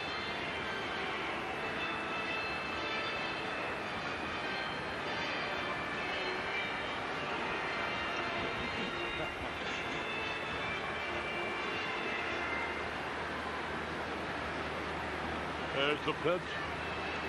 Fastball outside. That's a pretty good question. If before the game you'd said somebody scored 13 points, there's a base hit for Rolando Rooms. His first major league hit. Somebody said before the game, who do you think will score 13 points, Cincinnati or Miami? You probably answered Miami. As it is, the Cincinnati Reds have scored 13 runs. But the Bears game isn't over yet, is it? 34-7 final. So the baseball Reds have scored more points than the Miami Dolphins did. There's Andre Dawson. Darren Jackson. On the first pitch, he looks a high fly ball. Winningham makes the cut. Dawson had nothing out of 2 before being replaced by Darren Jackson, who was just flat out. Danny Jackson just trying to get everything over the plate. And he has not walked anyone. He's shooting for his 6th shutout and his 13th complete game. He already has pitched more complete games than any other pitcher in the league, and he will tie for the most shutouts if he gets it. There's a ground ball. Looks like a double play, and it is. Quinones starts the double play. 6-4-3. And that happened in a hurry. And the 7th inning is over. At the end of 7, the Reds 13, the Cubs nothing. Harry Caray back at Wrigley Field. We go into the top of the 8th. Lake Michigan looks beautiful, but that score doesn't look so hot. 13-0 Cincinnati.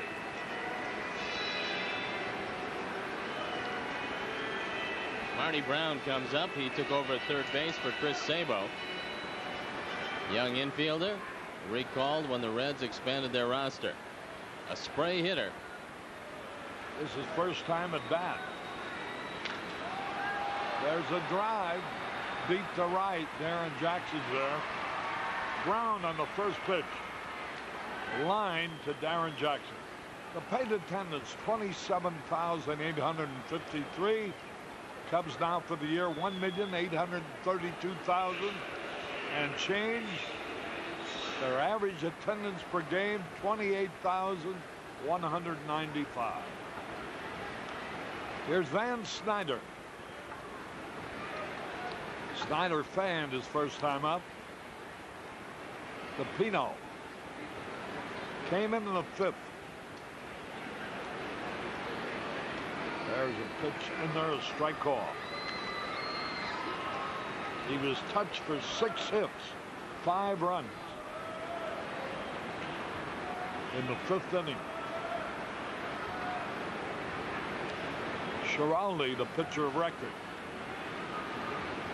There's a pitch high. Rick Rona behind the plate. Oakland leads the Yankees 7-2 in the 3rd. There's a drive. Way back. It might be but it goes foul. The wind is blowing cross field. Kind of helped push that ball foul. Montreal has defeated San Francisco 3-2. And the Giants are all but falling out of it.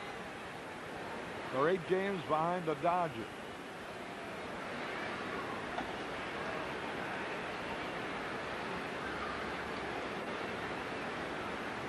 The pitch. Fastball in there, strike. That's the second time that Snyder has been fanned by DePino. Jeffrey Leonard has sparked a comeback of Milwaukee Brewers, who going into the 9th in Detroit lead 5-0, and they would move within 4 games of the first place Tigers. And Harry, how about Fred Lynn arriving a little late to be eligible for postseason play? How about that, catching you on a technicality? Somehow that rule doesn't seem fair. Well, supposedly, if you can call up in the plane to the tower before 12 o'clock, you can be eligible. But the pilot called up at 10 minutes after 12, and Fred Lynn is not eligible for postseason play if the Tigers do indeed make postseason play. They're struggling, though. They've had a lot of injuries, too. Well, you talk about a spark plug of a ball for a ball club. Their shortstop, one of the great shortstops of baseball, Trammell. He's still out, isn't he? Trammell's out. Whitaker is out. They lost Jeff Robinson, a fine starting pitcher, so they've been decimated by injuries. But somehow Sparky will pull it out, I predict. The pitch is inside. 1 ball, 2 strikes. Of course, I never could understand why they're always in first place. You look at their lineup in the box in the paper, and you're not that impressed. They all seem to be guys 40 years old. Not that there's anything wrong to I was going to 40. say, what's wrong with that? I'd like to be 40 today and know what I know now. 2 balls, 2 strikes. We're in the 8th. Paul O'Neill, who had 2 doubles and a triple yesterday, had a triple with the bases loaded today.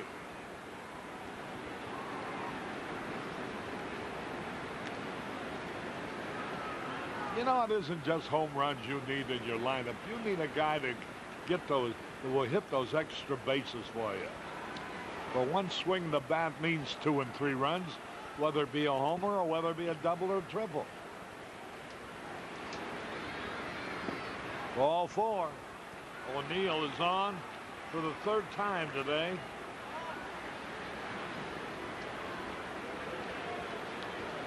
Yesterday, O'Neill was on base 3 times with 2 doubles and a triple.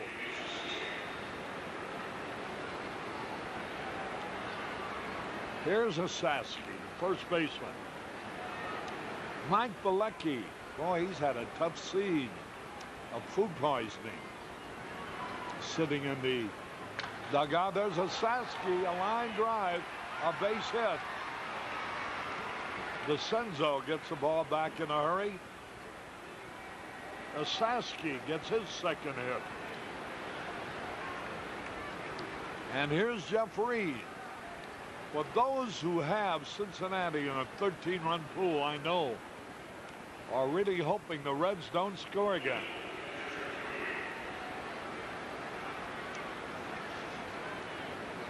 Because you got a winner if they're held to the 13 that they now have.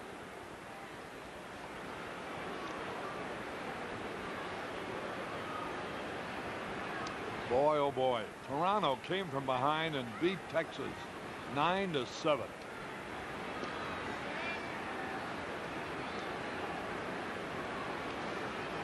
Any startling upset among the football teams? Philadelphia Eagles won easy. Minnesota lost. And that's good news for the Bears. Well, that Buffalo team, that's not a pushover anymore with Kelly and the quarterback. They're a pretty good football team.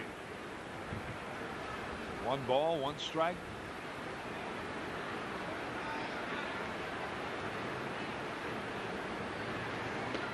Pitch a little bit low.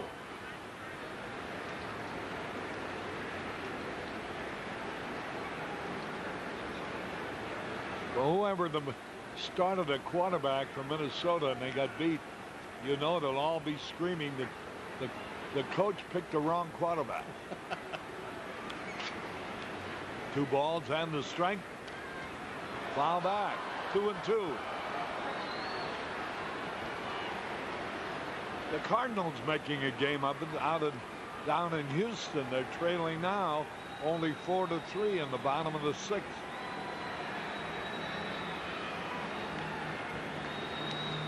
Two pitch.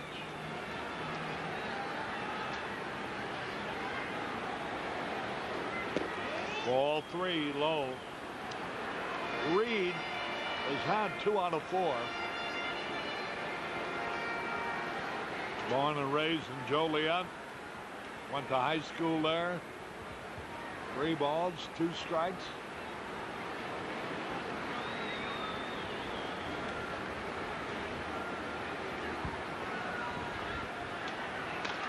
There's a high fly ball, will be caught.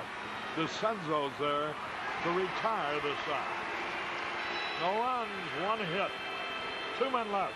We go in the bottom of the 8th, 13-0 Red.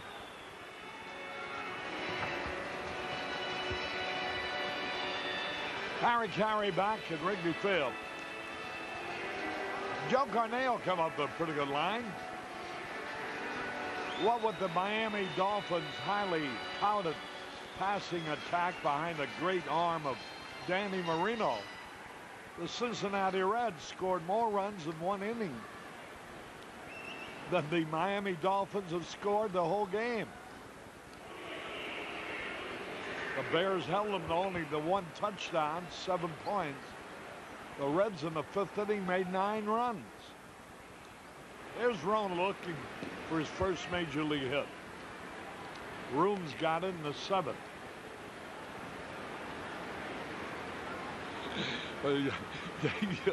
You think things aren't tough? Would that be your car they're towing away?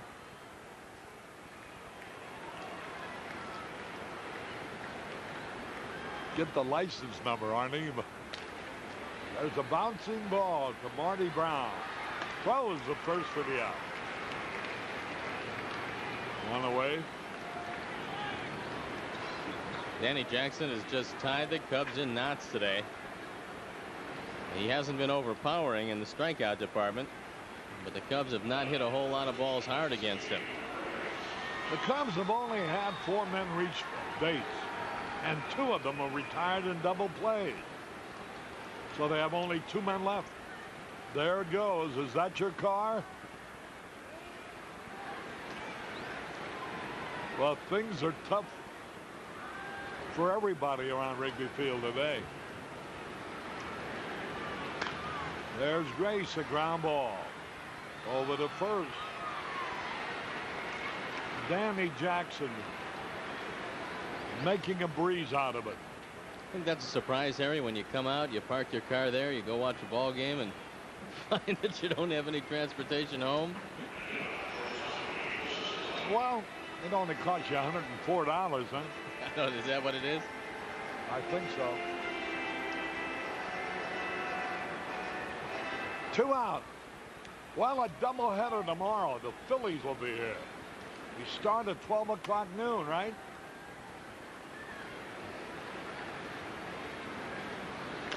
And Mike Hockey is going to pitch the second game of the doubleheader tomorrow. Nick second is Kasky. Could have caught that ball, it seemed. 0-1 the count. Pete Rose has got to be a happy man. He's seen his team suddenly get back in the race, putting together a hot streak at the right time. Salazar fouls it out of play. Nick Kasaski at first. Ron Oster playing second. Louis Quinones, a big day at shortstop. Marty Brown now playing third, having replaced Chris Sabo. We're in the bottom of the 8th. And many of the people have headed for home. Paid attendance 27,853. Salazar strikes out on a foul tip that Reed held on to. 1-2-3 at the end of 8. 13-0 Cincinnati. Harry Caray back at Wrigley Field. The Milwaukee Braves have won their 8th game. Milwaukee Brewers, rather, have won their 8th game in their last 9 starts, while handing the Tigers their 11th defeat in the last 13 starts, and have moved to win only 4 games of the Tigers. And Boston, which is playing out in California, could go into a tie with a victory. They've lost 5 out of their last 6. And Oakland is murdering New York. 10-2 in the 4th inning. Mike Capel is the pitcher for the Cubs. Base hit. Oster got his second hit of the day, a single to left. That brings up Danny Jackson, who's had 3 out of 4.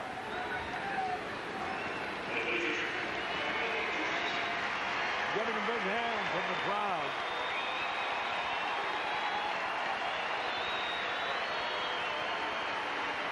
George Bell for Toronto hit his 20th home run of the year with the bases loaded in the 9th to beat Texas 9-7.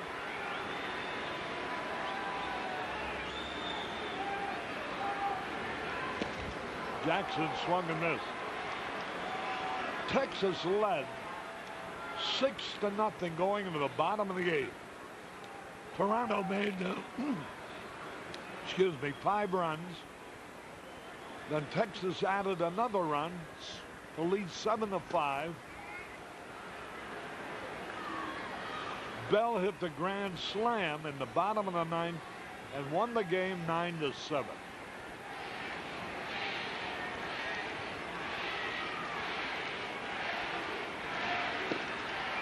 A lot of Red fans are here. They're chanting Danny, Danny. 1 ball, 2 strikes.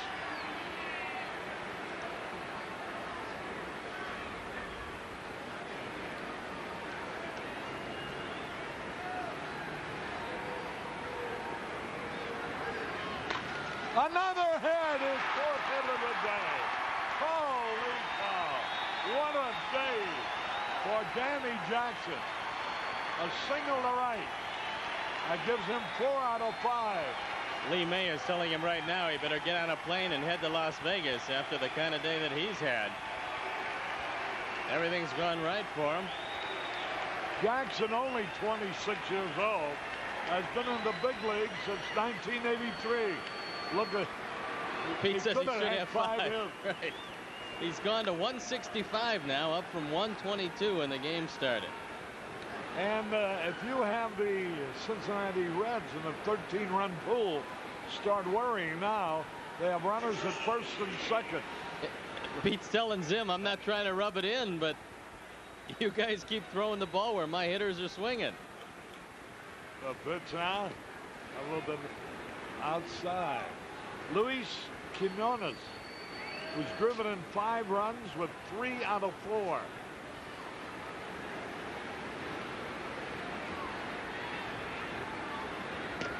Fastball is high, ball 2.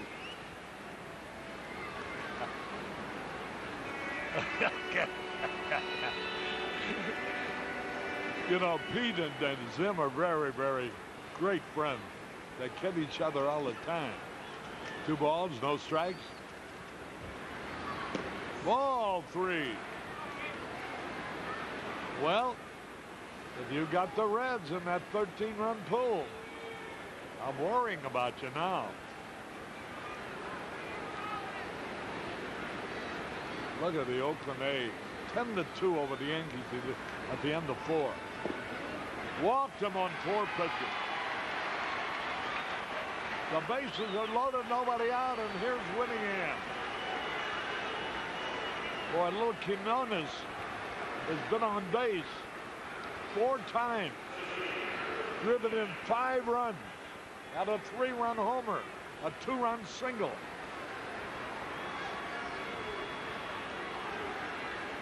Bases loaded, nobody out.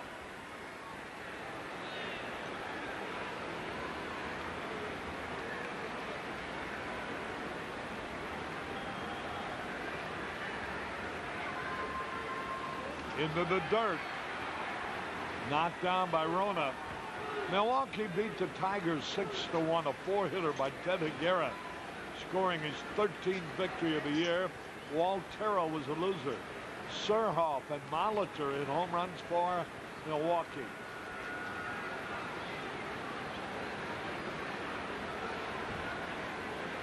One ball, no strikes.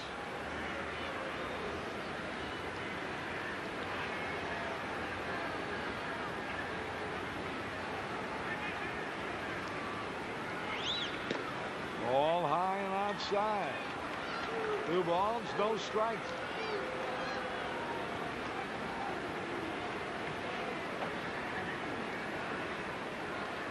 Two balls and nothing.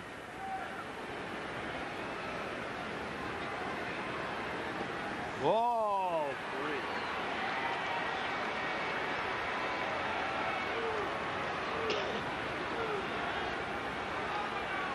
3. Boy, 3-0. Well, there goes your 13-run pool. Winningham walked on 4 pitches. That's a 2nd walk in a row. And the Cub troubles with bullpen continue to show up, even in a game like this. Yesterday, Mike Capel came on for an inning and 2/3. He gave up a run on a couple of hits. So far, his 9th inning has been disastrous. First 2-man hit, the next 2 men a walk. Here's rookie 3rd baseman Marty Brown,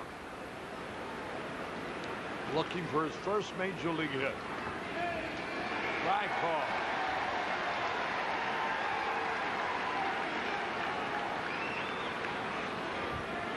San Diego rained down to Philadelphia, Pittsburgh, and Atlanta.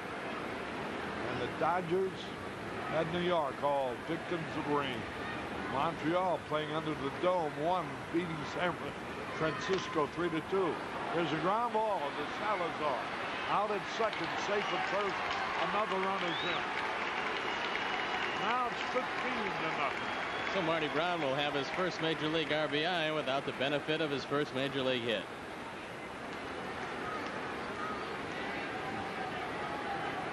Jackson with 4 out of 5.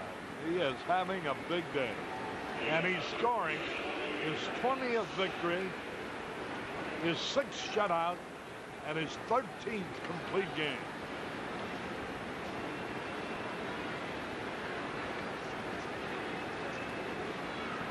Here now is Snyder looking for his first major league hit. He's 0 for 3. He's looking for his first major league contact. He's fanned all 3 times. But he's got a nice swing. He's got a nice swing. Runners at first and third, 1 out. Strike call.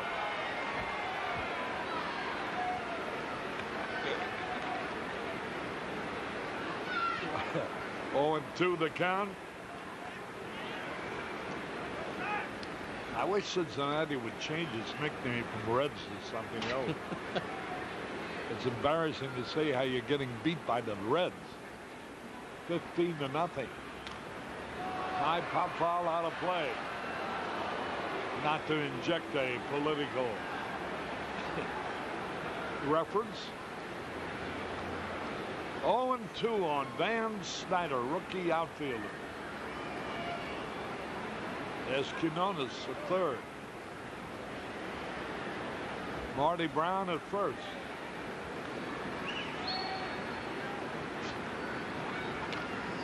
Fouls it out of play.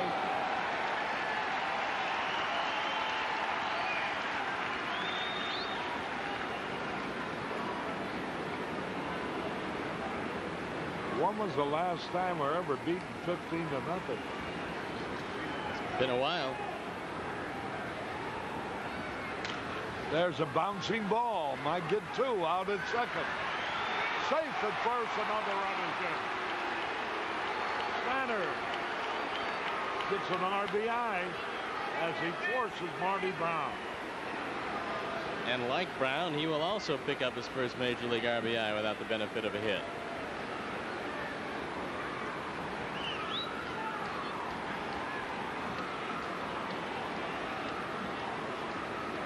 $16 to nothing. 3 runs in. 2 men are out. Snyder, the runner at first.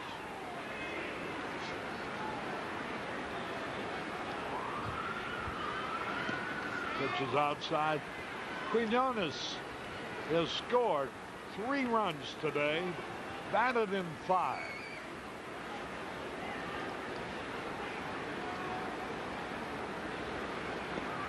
Swing and he misses. Paul O'Neill. Jackson has 4 hits and he scored 4 runs, so he's been a busy man.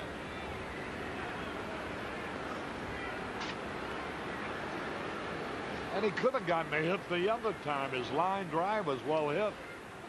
And as the ball bounces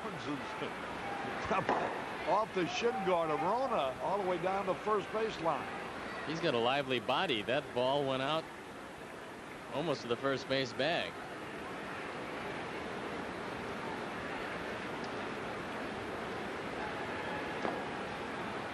Rona, handsome young man. There's Snyder.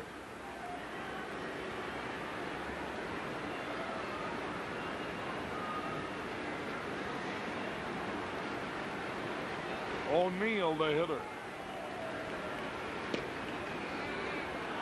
Ball 3. Not a very encouraging showing by Mike Capel.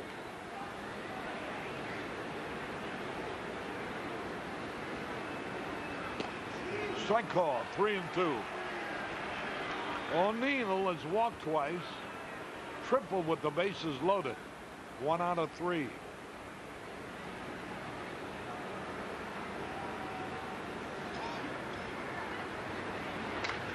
There's a drive, left center field, all the way to the wall. Another runner's going to score, and O'Neill. That's his 5th extra base hit the last 2 days. He's had a double and a triple today. He had 2 doubles and a triple yesterday. 22 doubles this year, 57 RBIs. The parade continues.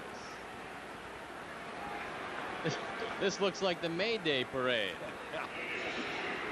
The Reds continue to circle the bases. Cincinnati, that's the 2 men out, 4 runs in. Here's a Saski.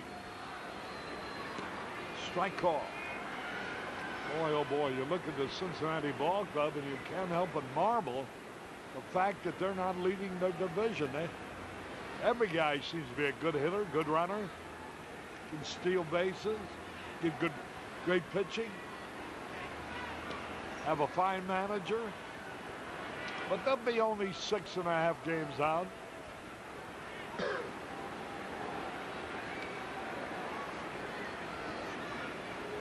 One ball, one strike. There's a fly ball, will be caught. DeCenzo is there. 4 runs. 3 hits. 2 walks. 1 man left. We go into the bottom of the 9th. Cincinnati 17. The Cubs nothing. Harry Caray and Steve Stone were at Wrigley Field going in the bottom of the 9th. And barring an 18-run 9th, Danny Jackson probably will wrap up his 20th as Mitch Webster comes on to pinch hit for Mike Capel. Webster hitting .259. 5 homers, 28 RBI. What a day for Danny Jackson. 26-year-old right-hander, left-hander from the University of Oklahoma. He came up in '83 when he was 21 years old. He won 14 for Kansas City in '85, 11 and 12 in '86. 9 and 18 last year. There's a drive, a base hit. Webster singles to center.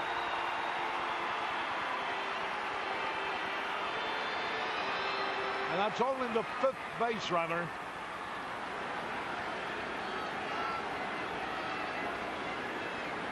You mentioned the Chadwick family, Harry.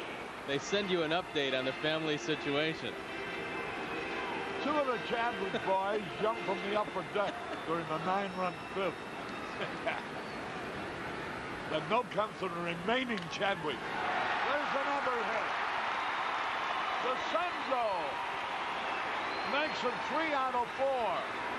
He has played 2 games in the major league. He pinch hit once. He walked. In the 2 games he played, he has had 6 out of 9. He's going to force them to look at him. Well, Harry, I would look at him because, you know, he's going to make contact. He looks like a very capable center fielder. And he's a guy who looks like he might be able to help. Here now is Sandberg. Into the dirt. Good save by Jeff Reed. This is the first inning that the Cubs have had more than 1 base runner. First time they've had more than 1 base runner.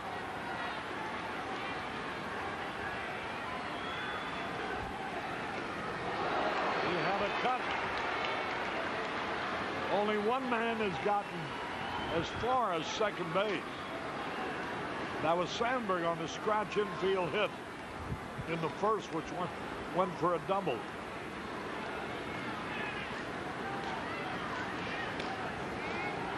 Nobody has gotten to third base.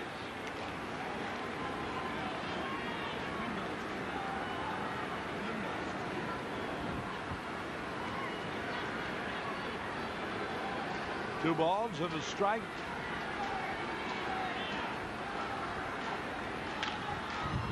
Foul, and that evens it up 2-2. Sandberg rolling to a double play in the 6th. Twice the Cub hits were erased by ground ball double play.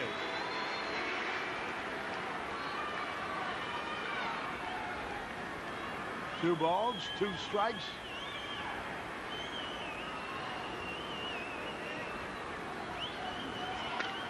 Double play ball, out at second for 1, out at first, 2 again. 6-4-3. And so now Jackson has a shot, not only at his 13th complete game, but his 6th shutout of the year and his 20th victory of the season. The first National League pitcher to do that.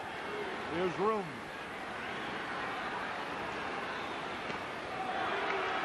One strike and nothing.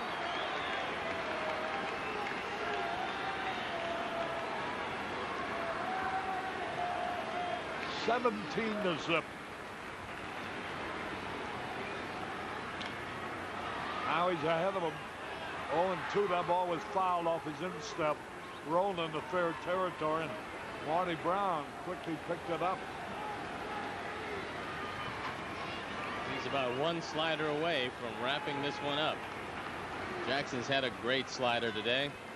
He's at great command of both sides of the plate, and he hasn't walked a single Cub.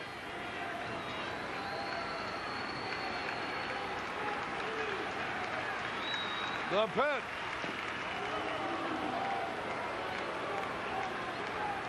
He struck out only 3 men. Didn't walk anybody. 1 ball, 2 strikes. Ground ball to Marty Brown, the peg.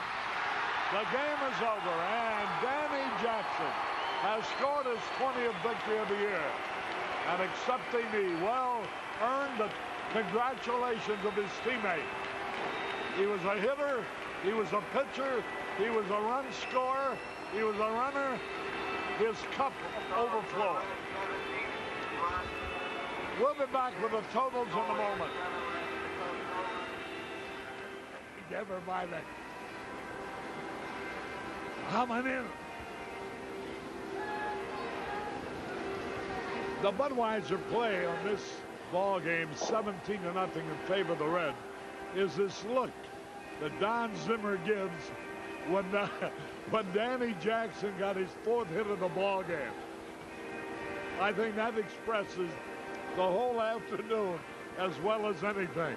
The Budweiser look of the day. The day belonged to Danny Jackson, who became the first National League pitcher to win number 20, and he had more support than he knew what to do with, including 4 of his own hits. He scored 4 runs. So, Harry, thankfully nobody got hurt, and better luck tomorrow in the doubleheader. You know, he didn't walk a single man. He only struck out 3. Apparently, he's not a big strikeout man. He keeps the ball down. He gets a lot of ground balls, as witness the fact the 3 different times base hits by the Cubs were erased when the next batter hit the ball on the ground for a double play. It's a lot easier to pitch with a big lead. You're a lot more comfortable out there. Consequently, you're not forcing anything, and he was getting everything over the plate. This man has given up a home run only once every 32 innings this year, so he doesn't have to worry about the long ball too often. He's only walked 59 men this year in 220 innings. He doesn't have to worry about that too often, and today he didn't have to worry about anything. You know, if I gotta say this for Pete Rose, and I hope he's watching, if it's any consolation at all, I want to say, Pete, you got the best looking ball club we've seen in the Western Division of the National League this year. And I look for you to keep going, and you're going to make it very interesting. The clock may be against you, the time that's left. But you got your ball club rolling, and they could still do it. They've got 6 games left with the Dodgers. They do have their work cut out for them. They're still way back. They still got a couple of teams to climb over. But, Harry, if they win those 6, or at least 5 out of 6, they still have a shot. I don't know whether it's a fact that one team has something to play for, because the Cubs have something to play for, too. They could finish and make it a great season by finishing 2nd or 3rd. But in this series, it did look like all the momentum's on the side of the Reds. As soon as you get past the starting pitcher for the Cubs, you know that you're in some difficulty. And if the starting pitcher throws a good ball game, the Cubs are going to be in the game. When they turn it over to the bullpen, Harry, and you saw what happens when the Reds turned it over to their bullpen in this series. The bullpen pitching of the Reds just stopped the Cubs. You can't say the same for the Cubs bullpen pitching, which we know has been a problem all year. And anytime the starter has a rough afternoon, and I think you can say that Calvin did have a rough afternoon, then you realize that you're not going to get any closer as the game goes on. We'd be remiss indeed, and we have a little extra time to talk about it, thank goodness. I'm thinking about this little Doug DeCenzo. How can you be more impressive? He does something we don't see anybody do. He looks the pitch over. He's a disciplined hitter. He walks if it's not a strike. Then he gets a hit quite frequently. What, it's a 6 out of 9 in the 2 games he played. The other time he pinch hit, he walked. Well, we've said many times that a little man is guilty till proven innocent at the major league level. And if you are a little man, you don't hit the ball out of the ballpark. It's going to take an extraordinary circumstance for you to find yourself as an everyday player in the major leagues. I think the same thing holds true with Doug DeCenzo, who is a quality player. The question is, can you afford his bat in the lineup if he's not going to hit the ball out of the park? I would think right now, with an unsettled center field situation, if Jim Fry were to take this same ball club into spring training next year, you'd have to give DeCenzo a shot to make your team and perhaps start every day for you. He does some things that other people don't do. He's fast. He can run. He can steal bases. He looks like he can play center field. We haven't seen enough of him really to know. But certainly he's going to have to come in for serious consideration. And you can't do better than get 6 out of 9. It's tough to really evaluate people in September. Yes. But he is very impressive, and hopefully he'll continue to do just that as we get through it this month. You're a pitcher. You're a Cy Young Award winner. You got to know what you're talking about when you talk about pitching. What is Schiraldi's main trouble? I know consistency is one of his traits. He hasn't been a consistent pitcher. Why would that be? And if so, why wouldn't he make a better man out of the bullpen? He's a fastball pitcher, Harry, and he's a high ball pitcher. So he's not going to get a lot of ground balls, and he's not going to help himself out with a lot of double plays behind him. And essentially, he's a one-pitch pitcher. The only pitch he can count on time in and time out is the fastball. When the curveball is good, Calvin is very good, as we saw in Atlanta when he fanned 12 people. He got his breaking ball over the plate. Today he had some problems with that breaking ball. And that's really the key to the inconsistency of Calvin Schiraldi, is the inconsistency of the breaking ball. He's got good enough stuff to be a winner at the major league level. There's no doubt about that. He's over 500 even now as far as his career is concerned. And I think he's got a shot at moving out of the bullpen, Harry, because in the first couple innings he pitches of every game, he doesn't give up any hits. And then suddenly, when he starts getting the ball up a little bit, if he doesn't get the breaking ball over the plate, that's when the opposition gets to him. All right, we filled the time now. It's okay if you go home. Thank you. I'll see you later. Tomorrow. Okay. Get your night's rest. 2 games tomorrow. Here are the totals now for the victorious Cincinnati Reds. 17 runs, 18 hits, no errors. The winner, Danny Jackson. He now is 120 and lost 6. And what a day this young man had. He's only 26 years old. He pitched his 6th shutout of the year. He's tied for the league lead in that category. He pitched his 13th complete game. He leads in that category. He won his 20th game. Nobody else in the league has won 20. And not only that, he had 4 out of 5 at the plate, scored 4 runs, was on base the other time on a line drive that the left fielder Rooms missed, and they gave him an error, justifiably so. But nevertheless, Jackson hit the ball hard, even on that occasion. The only thing you could expect a Danny Jackson to have today, with the kind of day he enjoyed, was if this had been his birthday. But it wasn't. I think he was born in January. At any rate, he had a great day. So 17 runs, 18 hits, no errors. Jackson, the winner, 20 and 6. And the game-winning RBI, I guess, would be Quinones' single in the 3rd inning to put the Reds ahead, and that's all Danny Jackson really needed. For the Chicago Cubs, no runs, 6 hits, 2 errors. Schiraldi, the loser, he now is 1-8 and lost 10. With Steve Stone, this is Harry Caray at Wrigley Field, wishing you all a very happy good afternoon. Happy in one way, but sad because of the score. 27,000 853 paid to see the Reds beat the Cubs 17-0. See you later. So long.